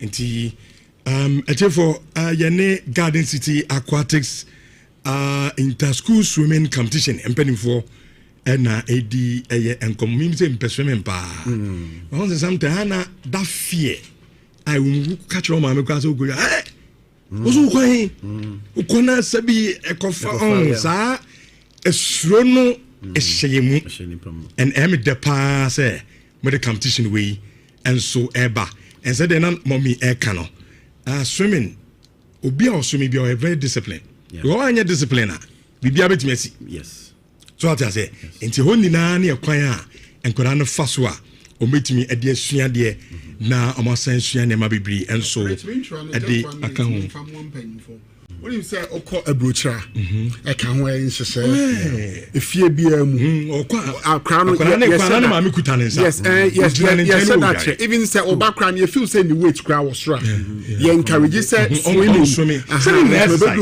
and on my sign who say disaster management e kan ho so swimming na edu de den yes obetimi enti very important and can flooding very important akwada no mi dwa na nipa no ndware a empo yenkasa flooding no mrade then to say see because a natural disaster exactly so on the way out I no so betimi de afano mommy patro nyame adoma dwumade na start time ben patro Saturday ya ebe ya 25th July 2026 meme de dia nim ye okay meme de ya time no ye 8 a.m. to 4 p.m. 8 a.m. to 4 p.m. But the best participants in there, they should be there at 7 a.m. to do a pre-pool. Because something a pre-pool because we are can university pool no to so bana otom no who said here exactly into part time no 25th date here 25th July 2026 and at time near 8 a.m. to 4 p.m. But participants in there best parents no say omon from 7 a.m. no may pre-pool and sana jumade no daba akope the patro daba akope okay na I come to me nim say bia bibi de da so a bia de obedi kanani ade bi eno so bibi sa be wuma okay and you for your boafo a omo enso masene so yasene okay amama enyoma kakra no betimi de aside that no so be ma Ubia certificates for participating. Now, 1, 2, 3, first, second, third, so Benya medals. Now the best Aja school, no so no, on Benya trophy, first, second, third. You know, the whole idea is that Namia Aduma, itiminya proper dates, you know, within the year now. I bet more schools to be involved there. We want it to be a school-wide thing. If you create any one-day thing, yeah, be 1 week, be solid. Be looking forward to now schools do even the general public, no. And so it me now the awareness of swimming and then also water safety. Sure, you know, Kumasi. And mommy, what's it more charges saying registration or not? Obi on so person be hwe bi na ho nhyehyɛ nso design. The virtual registration is 100 cedis for a participating swimmer. Okay. Accra oba be swimmer. Akwada bia all ba no. 100 cedis. Yɛm fan say bia me yofo na me ma ba miensa. Omu na person ba bia. Per head bia no 100 cedis. Nti uba no prepare 300. Now they are registered na kama. Na ya the forms kra online forms go abonti a omo register wo ho. Na numbers come ho be register. But online here saying no too here pass na be a obi o na www.gardencityacquatics.com www.gardencityacquatics.com okay to call her e wo honom we just forms no answer wa fill no ho na momo details so no no wa ye momo no ha na say ono so atimi na deadline date ni since starting nyame adoma and deadline no it is obia o person obadwumadi ni bia no ochina wie ye de na ye de ni na ba na wie say ye litimi aye medals ni bibi nyame nshama and ye nyina no ye shembo se nyame adoma Saturday ye be program de ba ti wie ya no ye beba ni na de support at the abram because Sani me hase ubaya ye krom ha untan hu bi abrofi bonso no akuta ne banensa no de ne kɔ no odwan na no gina ne nkyɛn no encourage no ni ade a na bibia e kama and I feel say we age media so yin na no edi ahujim na etimi ye kese na afese ne no ye betimi kura biam ye na nya one day thing yeah ye betimi aye no be 1 week bi kura say 1 month to cry de be ye na amount for interest and so swimming no and so etimi akọ eyesoro pa ntinyame nhyira mo Yamishamo. Oh yeah, bibi am pesa mo kabia. No problem.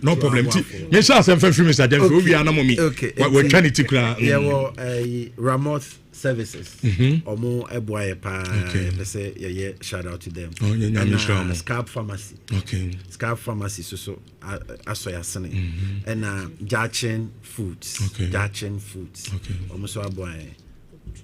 Poku Trading. Oh, Poku Trading. Oh, Poku nice, trading nice. Also So about Besasne. Mommy so the bill is also okay. And yes, Living Waters Hospital. Oh, me and Kasame doctor. And here will fill you all catering services. Okay. And also to cater, and also Abe support. Wow. Then we have Promacom. Okay. Also Abe support. Oh, yeah. Angel Beverages. Wow. Also Agricare. Also Abesoyase. Okay. Akabako.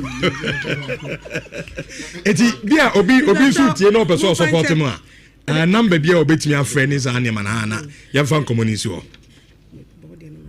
Okay, enti obetimi reach here on 0208 97 89 58. Yensen subim 0208 97 89 58. Okay. 020 13 44 635. Yeah. 020 13 44 635. Enti adamase Garden City Aquatics. Flow water so. Flow water waka okay. Enti flow water so no yedamase pa se monso Garden City Aquatic Inter Schools swimming competition no and so as yedamase na nyame yadom so Saturday yɛbɛba ne yɛdem support no so no ababe ka ho yɛbɛba pa of course ai prempe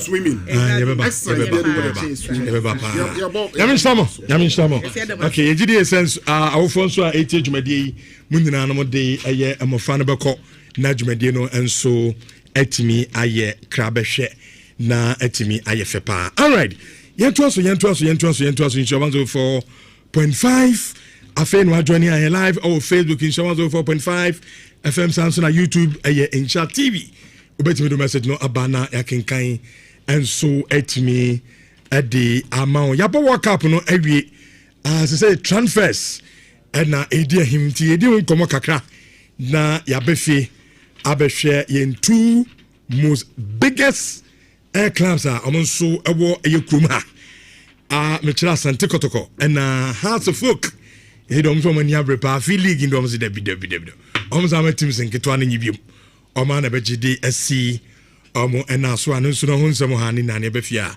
ebedi sankom no abo eye djumadie no enso eso Bismarck osu bempala good morning. Yeah, good morning. Now what you saying? Nyame adom bebia e fine. Okay. With the transfers and Brenda Dinka Kodada. Timama yi kakra bi na wo fa fa transfer mu kakra bi wi na Jude mum ahye kotoko ene has nkomo na ase. Enso timi ade aman na ya hwe na ya bi di aka no so no ade ama ene tifonti. Ala mintio transfer kakra na fi. Transfer is after. Bra won che da nya yi on. After ya start okay. One getting a war man any the ambassador doing and command of pay. First of all, there is a certain trend that a lot of and I say young fan say Nansen coaches are or more excel woman on it. Amaye who say e was so DHD and bakupa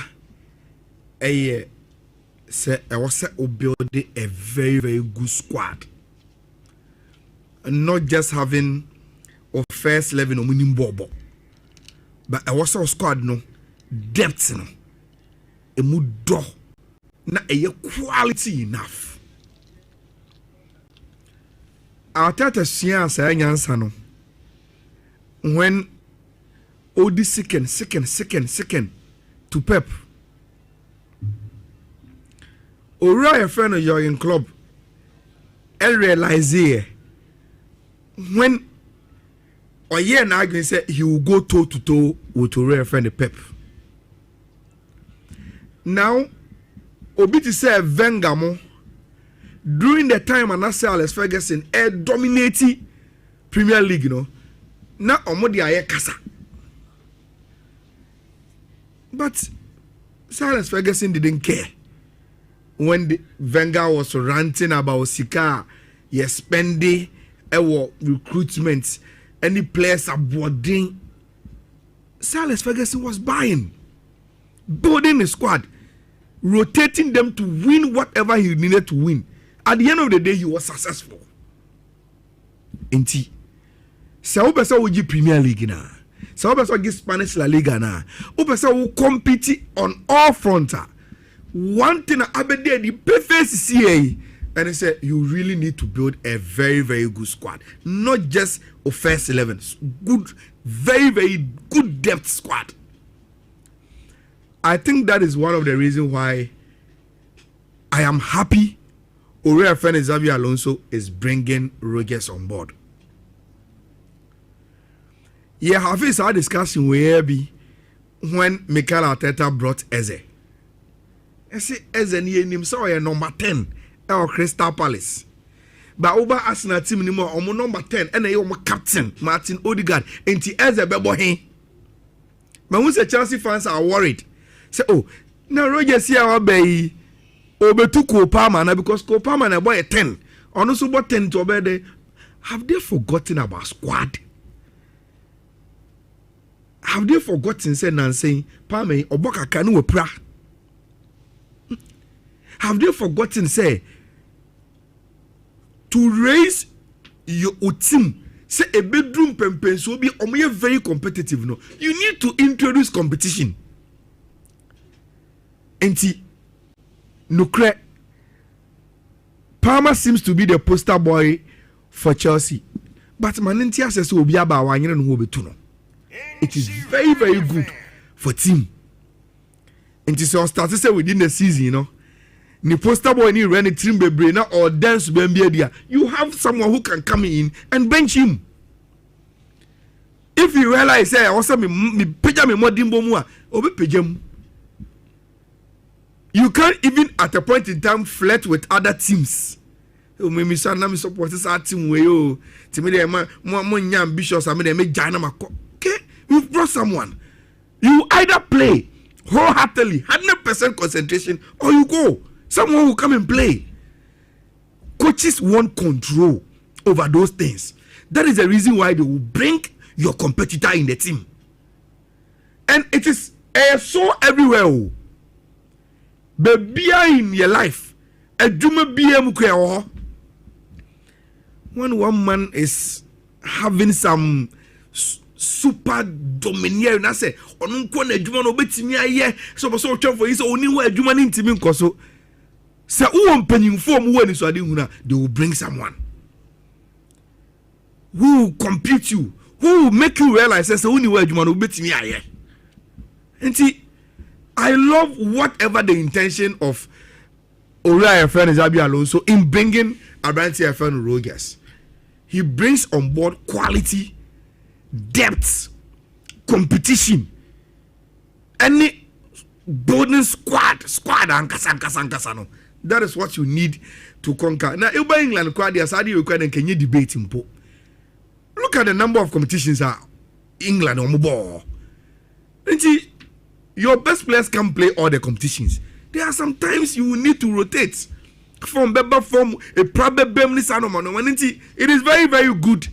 Rodgers Abba. And I think that is one transfer at Chelsea. At least there's a statement a back is our transfer now or more ayeno. Now, as my best I make a pie and it's this. Any baby I may do piano, you can just take me off. And a FIFA be posti say Abranti Ura Feno de la Fronte. Aba beye manager or the oldest to have won the World Cup. Na mihuye na emefe na maniaji. Now, even though he is the oldest, say Odene ba into the category of coaches or magic the World Cup, he is the newest baby. I'll be joining. But Rich, omo munim de la Fonte eni muni pa. Na min kabebre, I will share just this example. Then I move on to conclude on Asama Besameka. Unim said in 2017, time Argentina coach Scaloni, no coaching course, no. Nat de la Fonte was his instructor. Na ochire na die wie no. Because of the bond between the teacher and the students. On one is convincing say the first days are or the ebeye attachments now the besua adwuma no ombeye was Spain. And people did not know say time na two teams in working on the pitch for the FIFA World Cup final 2026 MetLife no. In the dugout, those two coaches, it was a straight fight between the teacher and the students. Now, good for the teacher, no, winning at the end. Now you see, Rich, there are a lot of good people are omuni mejuma, but until they are given the opportunity, their name will never come on the forefront.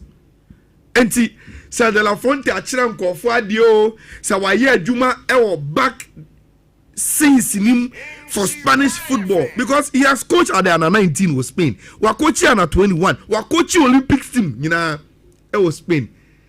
But sir trophies in any quantity, you know. Rich, it doesn't give you the recognition to say yeah the national team senior and ankasa amount. Now they hear the other, you know. And he is somebody who has gone through the rank, taught a lot of people. And now he is there. Now my conclusion here. You go through coaches now about World Cup.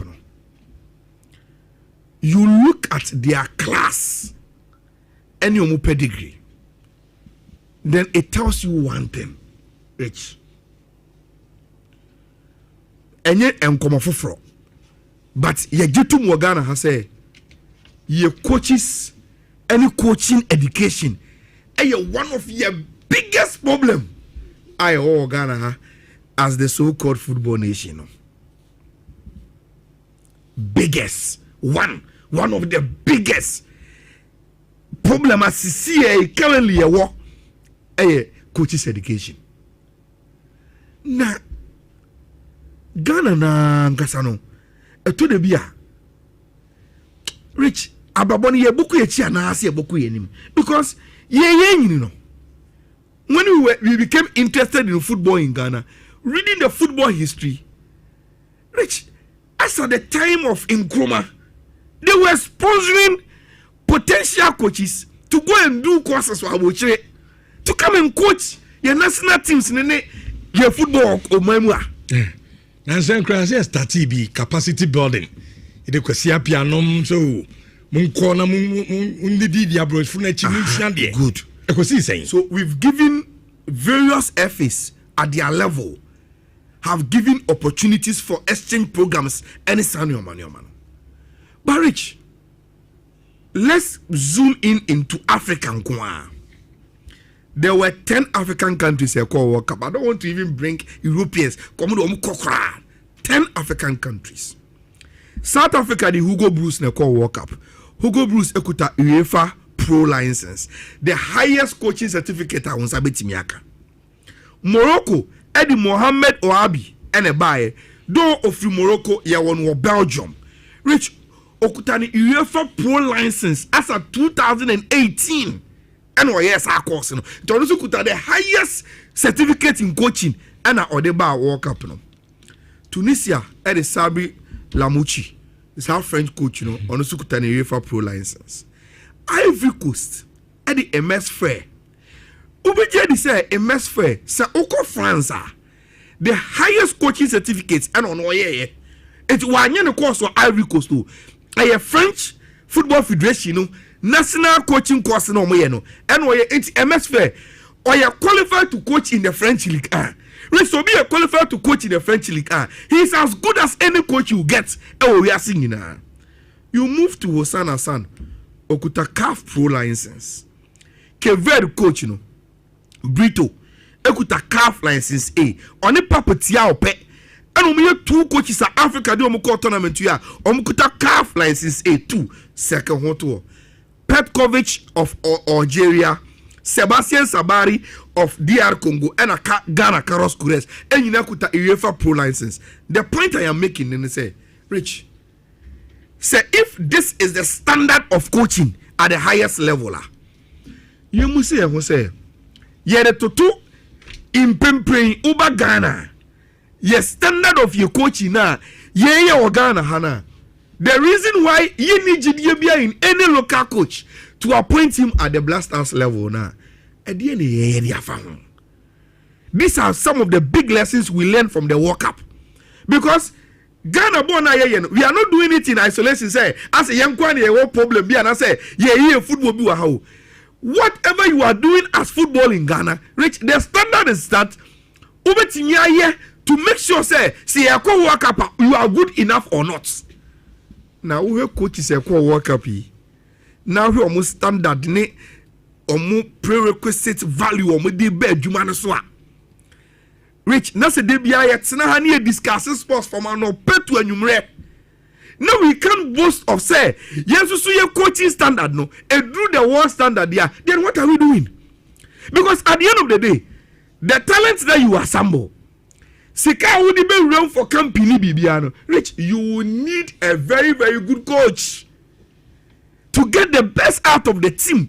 That is the reason why Yakobo World Cup by His Excellency John Dramani Mahama say, oh, me shake Ghana pan komana me manfo ni different team no. Na Carlos Kures by Busumi ka creating wonders bi okoye na. Enka yetimi convince ni e tiny up akobeboy. That is the president of the land recognizing somebody bringing top level coaching to the job. But so as Oman for a president, Sa Carlos Kures standard no. Ebe de na debi. Yes, you bet me akase Ghana ni.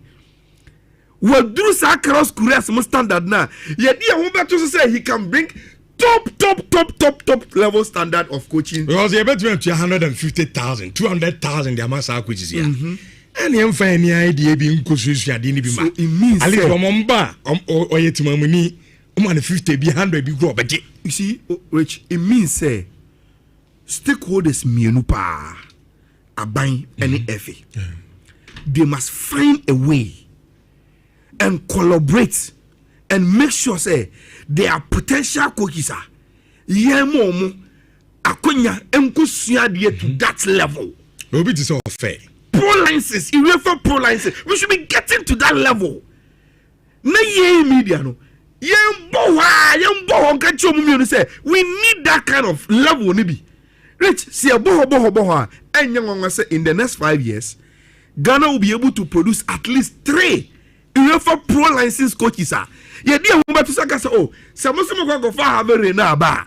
Yesu ye wo have rena o ekronum. Samosomo go fa Carlos Kuresa. Yesu ye wo bu ekronum because at the end of the day Rich coaching and say wo so wo ye football o memu de. Sebi.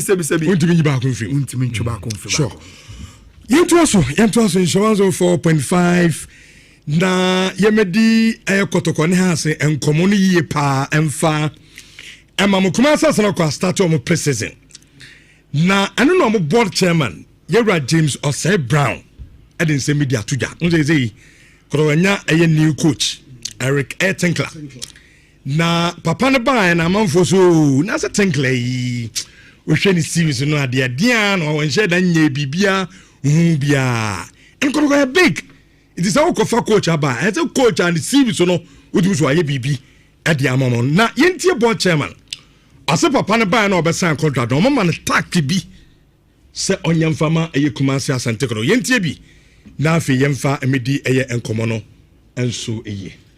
So we want you to bring us to the level that all fans want this to be. All that we expect is to win African Cup. Let's win the league and then move on to African Cup. This is expectation. And I know you can handle this.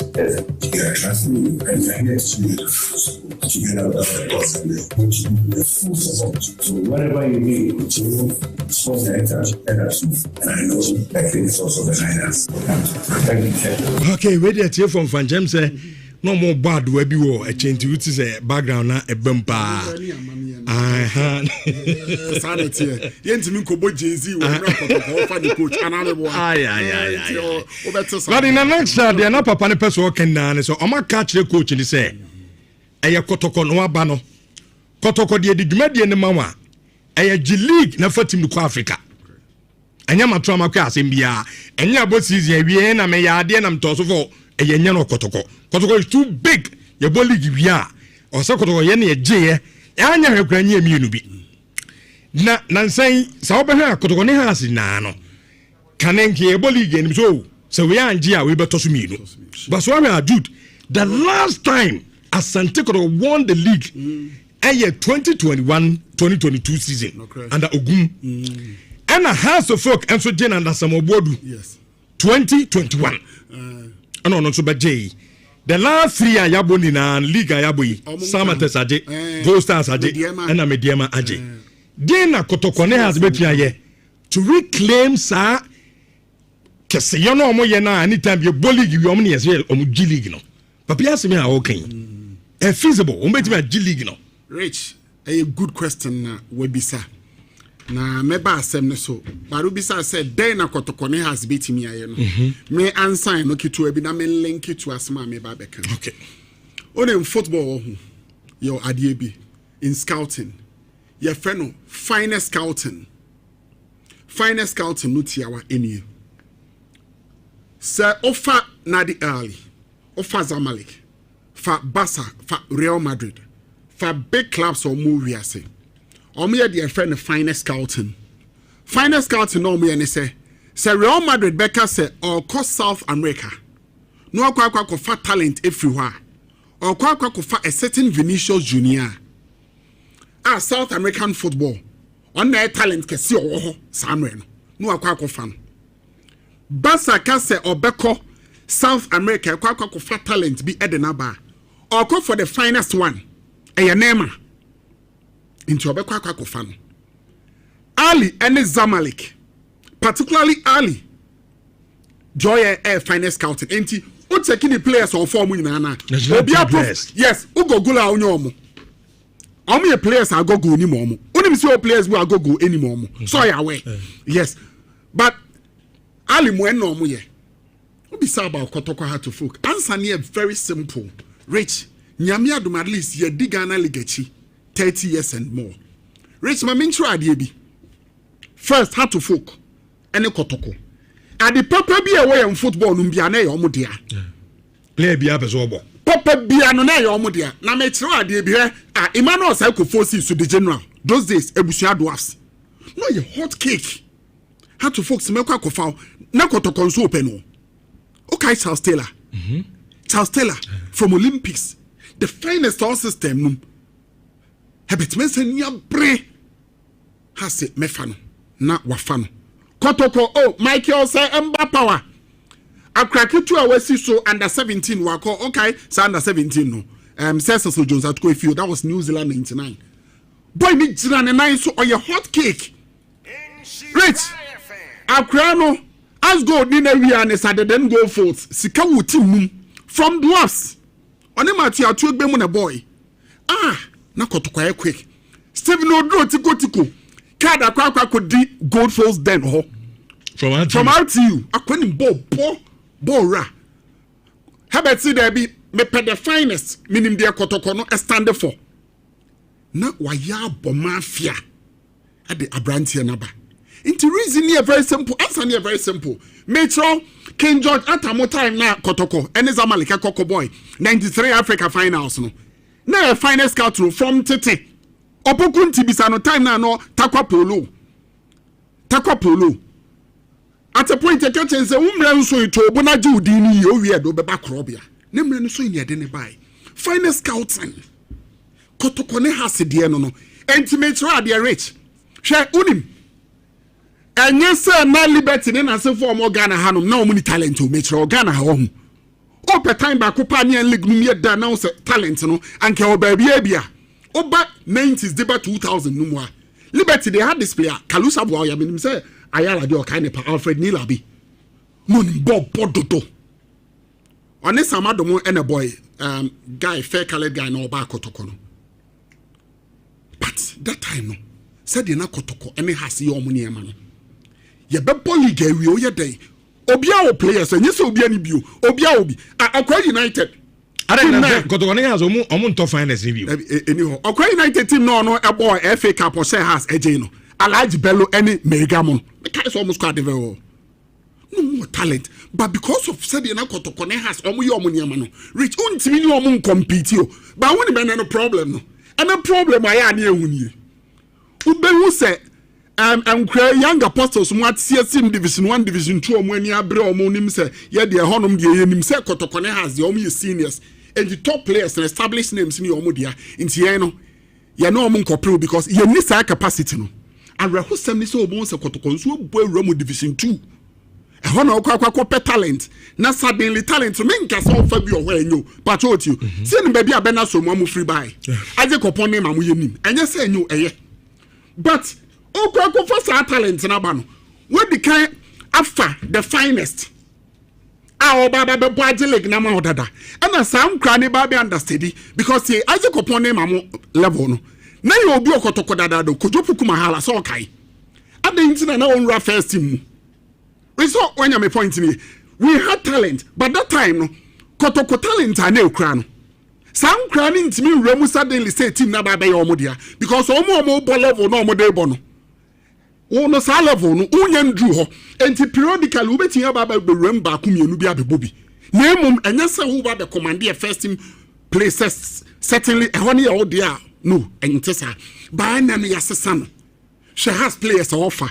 She kotoko players offer any baby or form free aso free Ghana no akwa no ne nso a otimi kokofa players bi ba o check your profile she yasan watching mo beba ben nam krom ha na kotoko no akwa fa abranti ya ba ya so one problem no but what you had na say it's rich and no problem now me dey link here say me making ye papa James Osei Brown akwanya kese no asan nya onim sa kotoko ye nta nko nsan ma mewura mu biom sa na minimade bi as a matter of fact sa board na oka ho ana ye papa Dr. Kwame Chida no minim sa at a point drew baby new board members yo mo abakotoko yi ebi complain de mamansia mpo said the level on person omo de kotoko eko ene adwuma on person omo yema kotoko no because of a certain board member mimbo ni din onu nti amasa de na omo ntimi nye so munya akwanya na sa board member na free team mu anim se mekan wo huni pakro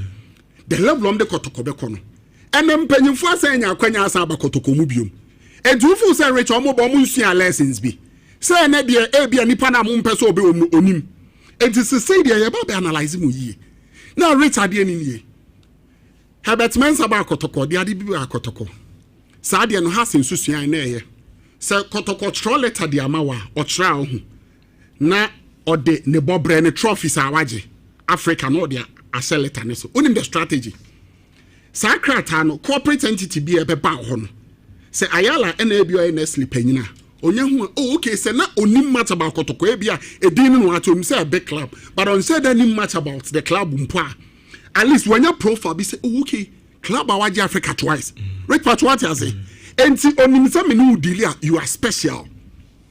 So Sadia no ewo later how to focus on adopt a very good marketing strategy. Now kotoko afa new coach. New coach na waba no. Yenim and obianim said dina over the period mensia say all pedia free and paying for the kotoko team mom. It is clear.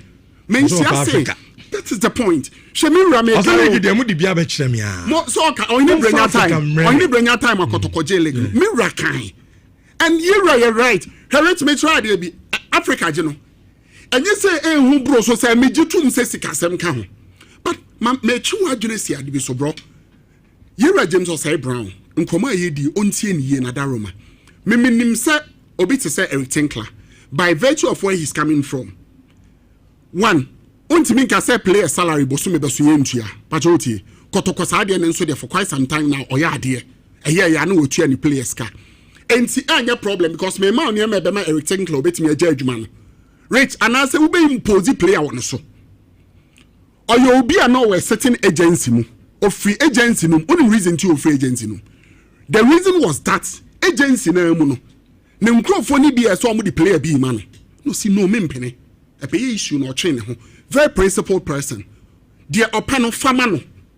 O de man adwuma no be dia man. And nim ogidie so obetimi adwuma because obi a principle that onim di oye player warfare very key at the man. Okay. Rich onim. And common I hear no nkomo eminim say gisi echemu because you nyam drew baby. Now di wi ano na unyamomrem. Rich, cast your mind back. But the last club of free Ghana how Timmy ball CAF Confederations Cup semi-finals na hwan. Dreams. Good. Why are they? Dreams FC, Metro. Na nye say ni sika sem yo meboa, ni sika sem na ye. Dreams FC ankwan go fafa players bia o. Except man yi John Entry. Ah, na nye Sylvester Simba mo na ebo ene Jalelu mo. Ayo mo a. But Rich no ma dia Dreams FC here ebo ane ma ne drew sa level no. One their friend consistency. No team share Dreams team no or they a boy. No more bomb ache.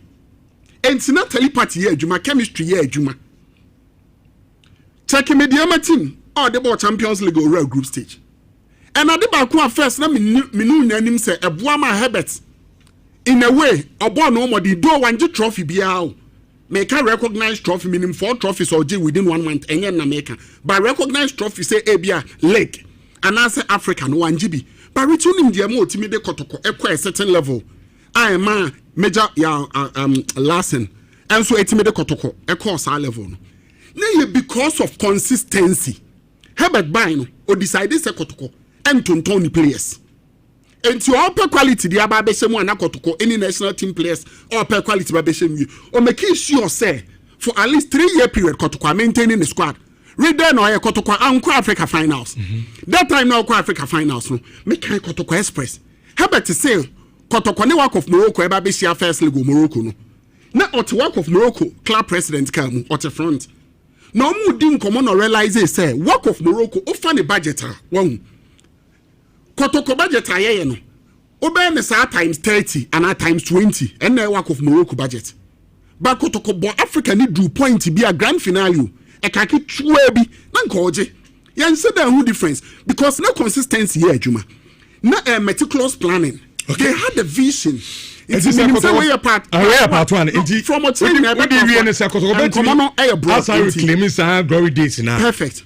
Consistency is very key. I just say coach no uti. And players. Yes. Also return clan Africa. Uti. You remember season area no. Now return clan players or do omu adwuma no. Already what omu be 610 eko. Obeden was successful. But me dance pa Jude. Ala brema ina asantugo asemi. Bob Chairman say the task of Modiama the new coach and it's a only league no mfa kotoko Africa. Per kotoko as a club ni suni the bind there. That should be the minimum target for kotoko. But recently baby a kotoko won. I don't know whether a social media phone na omo where to cut and omo sa part no so can video no abeto abonten or if the board chairman should get the opportunity to address kotoko supporters before a start season na enkasana nko be kan there say if and then Mr. Brown share kotoko supporters in a statement before the start of the season. Na okase ono ne board na we chairman of no. Any club asante kotoko. Omoni so adi hu no target this season is to win the league and go to Africa there. Na so okase me analyze our statement na make say for me enka minya yanko nya nto bua kakra. Too early. Ose kotoko big. Someone may start to one thing, and I say, yes, yeah, me say, Kotoko Suba and the Bob Ready. That is how it's supposed to be. But the recent Kotoko, baby, a Kotoko was here. Omuni the Digi League, no. I was almost Tom Rare and more, especially as a new board. You see, sometimes on the Biameka say in the football ecosystem, no, I think the air form kakra media, no, because it is easy to propound theories and tell people who they are and what they are supposed to do. But so you know, enough of my man can't say me job. Who said you be a transfer window? No, say why you careful with Ghana football transfers? It tells you one thing. Say about Ghana ha in Pempeya TSCA. Say yen top players across board obi pe we akofa we di we hun koma. Rich, there's no difference between Kotoko and Haas. Any class B say Ediana, Mediama, any Omoma can. There's no difference. Because whoever you are chasing, the other clubs are chasing too. And difference bien say players I nay omoye creme de la creme say bimpo wa. I prefer Kotoko any Haas to the other teams. There's no difference. And already no. About yes, about president starting season now. The standard and the quality of players are Kotoko and we be no medium. And we be no baby any Gold Stars and we be no Haas and we be no Diana. No no. Adianka first no. Ebema Kotoko. Abru baby any Gold Stars no. CCA in Pempe. Baby any Gold Stars at the Bro Kotoko so. The environment near the league no. And to say, yeah, but Kotoko against Baby any Gold Stars, Baba Sports Stadium, Okoha. Empty. You don't feel anything to tell you, say, this is a big club, Kotoko, creating intimidating atmosphere to beat a smaller club like Baby any Gold Stars. But go to the dance park in the reverse vista. Why, man? A journal saw from an opportunity to 1 week even before the game, Baba. Do come they have prepared Kotoko Batam. I was here show mo. That used to be Kotoko has trump card. And to play the Kotoko has in the week towards the game, Niyam crashes no. In a Baba supposed to do Nami Rona mi pejamiti. Nani pa 40,000, 30,000. I feel red quo. You possible on my coming to me. And control, but the Kotoko players are used to that. I'm the best show. Bene, say I say a Ghana league in Commander Woodia, Rich. It is more fearful to play football or Samurai Boy against amateurs than to play Kotoko or Baba Sports Stadium. I am more fearful to play Baby any Gold Stars or Dance Park than to play House of Folk or either Legon Stadium or the Accra Sports Stadium. And then the Bema Waji League Ajano. And it's the only players in China. Only atmosphere in China. The tanker number 12 no. Only in China. A basic Samuswa. Untimin can't cheer in Pempe ya Kasei. Sekotoko ewo football sika eche mediama. Sekotoko football sika eche Baby any Gold Stars. Sekotoko football sika eche Diana Stars. No. Untimin can't cheer in CCA at rich. Mr. Senchen so come the Ura Samata. Say has ewo football sika eche mediama. So football sika eche Diana. And our football sika eche Baby any Gold Stars. And our Samates. Enti a in ma Kotoko has. I want the edge to win the Ghana Premier League. Other clubs in the big catch them. Unless Kotoko companion for them Shishaya to Kwemu to redeem all those little things now. Nemo munya the edge over the other teams now. Omalusuno. You see, se eba teteno examples of players be no winning ball bar or winning eba. the dynamics that change Rich sene se wo Richardo 11 na oye nin kakra wo division 2. The reality is that 40 years ago se akra bi pie wo team nim no special akra ne busu afa ba ka cho se na ni so ade hu so okwakobo kotoko okwakobo has enti de wo ye nyina ne se o market akwa na package na ate se kotoko ne has beba na wato na ma omo na waji usika ene today 2026 se o yes division 2 no na unyenya special talent between the ages of 18 19 17 16 Rich first thing is to pick your course and call your connected people and say Charlie menya special talent to why ne betim na ko Europe amame nti ubon se okay o metim menya deal o Serbia amano menya deal of Finland me de ne be ko Italy ata legacy be fro o metim anya connection bi wo Brescia ana Syria bibi no akoba afi waba no krena me person make can say today all the special talent at the youth level are sold to Europe. None of them and Kotokonias can compete to buy them from the division 2 division 1 no. And even the division 2 division 1 now do they can want to say Kotokonias score Kotono, they are not the best there. So for no they are not the best players there. No Rich and then say a bank gratitude team ben about dream and then right to dream. Have you seen right to dream players play for Kotokonias? Who they say them to them? Yeah, they are crying Konojilan. I was a Kotokonias, and it's a Kononimbo. I could be on Nimbo right to dream be ano. Nine sequence of Konojiland. Tell me, say in the last 10 years, I could be a Nimbo right to dream on Konojiland. Na ye ko Konojiland they are fewu compare ayas bi amana ko Shieska or Tottenham they abre ya o se me to ne Kotokonias dia no mo be on fine.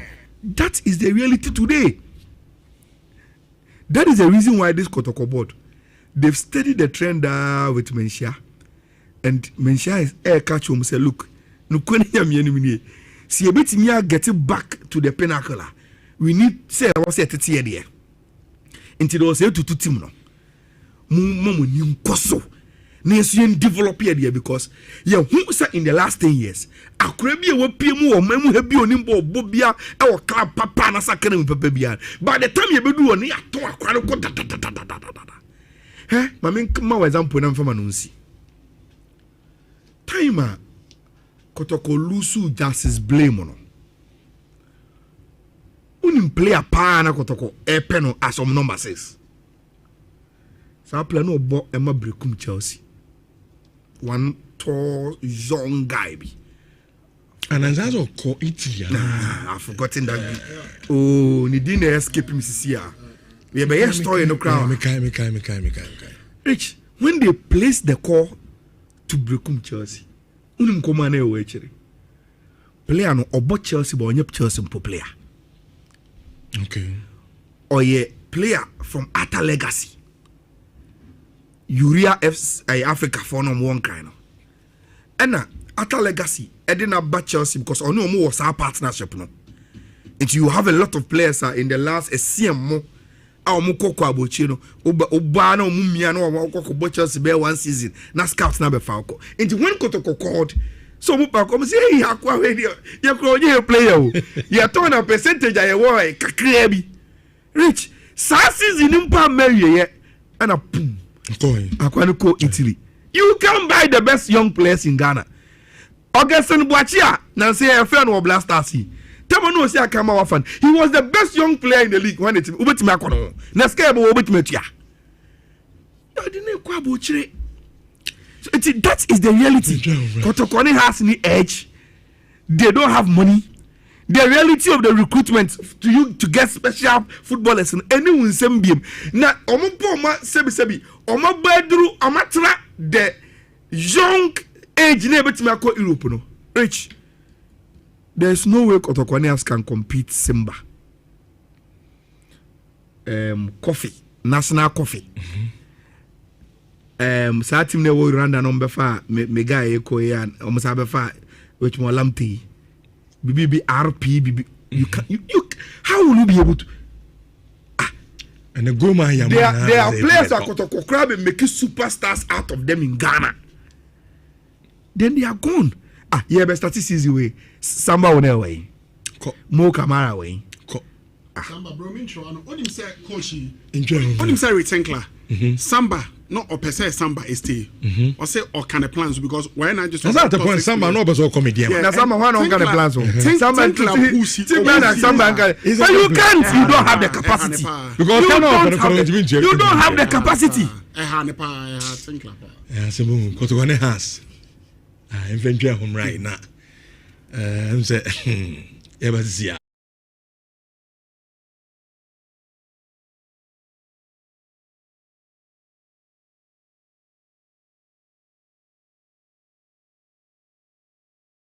Now, I don't know about board chairman. Yera James Osei Brown.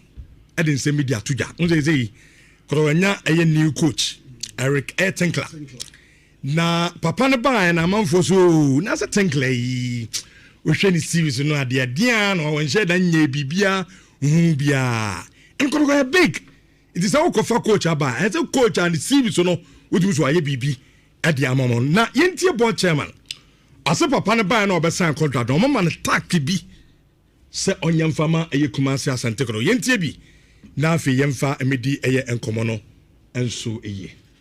So we want you to bring us to the level that all the fans want us to be. All that we expect is to win African Cup, to win the league, and then move on to African Cup. This is expectation. And I know you can handle it. You are trusting you, and you are here to be to get out of the box and the full support. So whatever you need to sports director, and I know that thing is also behind us. Thank you. Okay, where they are from Fan James say no more bad we be war a change to say background na e bumper. Sanity. Yentimi ko bo Jay-Z we record ko fa the coach anale ay. But in the next they are not papa ne person working down so o ma catch the coach ni say eye Kotoko no aba no. Kotoko de dwumade ne mawa. Eye komodi yo nkomodi pa ebenya butre na ya biem ne adi nkomoni ye pa which is my target of winning the league so tete a break akra enye break hu ni say you are zooming into a world level competition I been po ya head crashing Kotoko ni as in prepare ka say club is a media mamone adiamunti enye easy enye for the taking say first na ye be start season na Kotoko ni as our favorite say no man any hobby na why na obe bet on say obeje the Ghana Premier League bet we ma wakonya say obetimi ayo betting predictions no in 10 terms they say Europe so I started pre-season transfers so obetimi start a bet on the upcoming season you know and then there are a lot of friendly games on mobile during the pre-season and also so obetimi extra home bet na bet about 3 months now what my bet we about 10 years and I bet we AD or Ghana as the most successful betting platform Ghana omo etua kantem omo also no eso chi obi ade omo na ye betting company omo introduce a lot of packages for omo ni omo betting to oba bet we say only omo client omo hu ni say onye client keke o just a partnership omo mienu ene wo ontimi enya win-win situation e wo honum enti ka bet we ho na mo celebrate 10 years way for awesome betting experience our more platform no so we need Betway account dada www.betway.com.gh and as o download your app na wa sign in na be member our Betway abusia no undi 18 years are betting nyankopon say twon free mu so where the 18 years are na wa bro so dia ene wo ho akonya say obetimi etwa betting emrama ho kwan na mu chusu betting company na wa chusu Betway na no mu aye adwuma Betway almost get way more. But I confirm Kasiano at the Amamana. I'm sorry. Happy birthday, Enko Enfama Abena Kesewa Sapon. Santiman Pon this year. Kon. And so, I don't know. Na Abena Kesewa Sapon. I wore a Holland abruchimem and a Netherlands abruchimem ho. And na Abena Kesewa Sapon. And so, ɛwɔ happy birthday ɛmi hyɛ wo paa na ɔnyɛ wo kɛse from one ankasa brother Victor and nipa dodoɔ na ɛfɛ no ɛyɛ Uncle Odi ɔsɛ yɛn show happy birthday abena kɛsewa sapon asantima mpɔn de hyɛ yankopɔn inshallah. Bro, the special one, the People's Choice, Mamenchiano and Anope, Honorable Desmond Afuakwa. Okay. Formina, the special one. Okay. Ono, and Adachibiano, MP Papa. Neighbor. Yes, a Okay. neighbor, special one. Just who be an- Okay. Nyankasa me young pounds. Me baba pounds. Otiation is here or live from my eduasi. Okay. Me chia pounds and pay. Or a very solid. Pounds. Or a solid guy. And it's any cash one. Oh, cash one. Oh, cash. Oh, cash for pounds. You are the pounds in the cash one. Pounds. Good afternoon to you. Yeah. Solid shout. Okay, yadumasia adumkasia no ena to aso nyame adum ebesan enemo ehia yakramo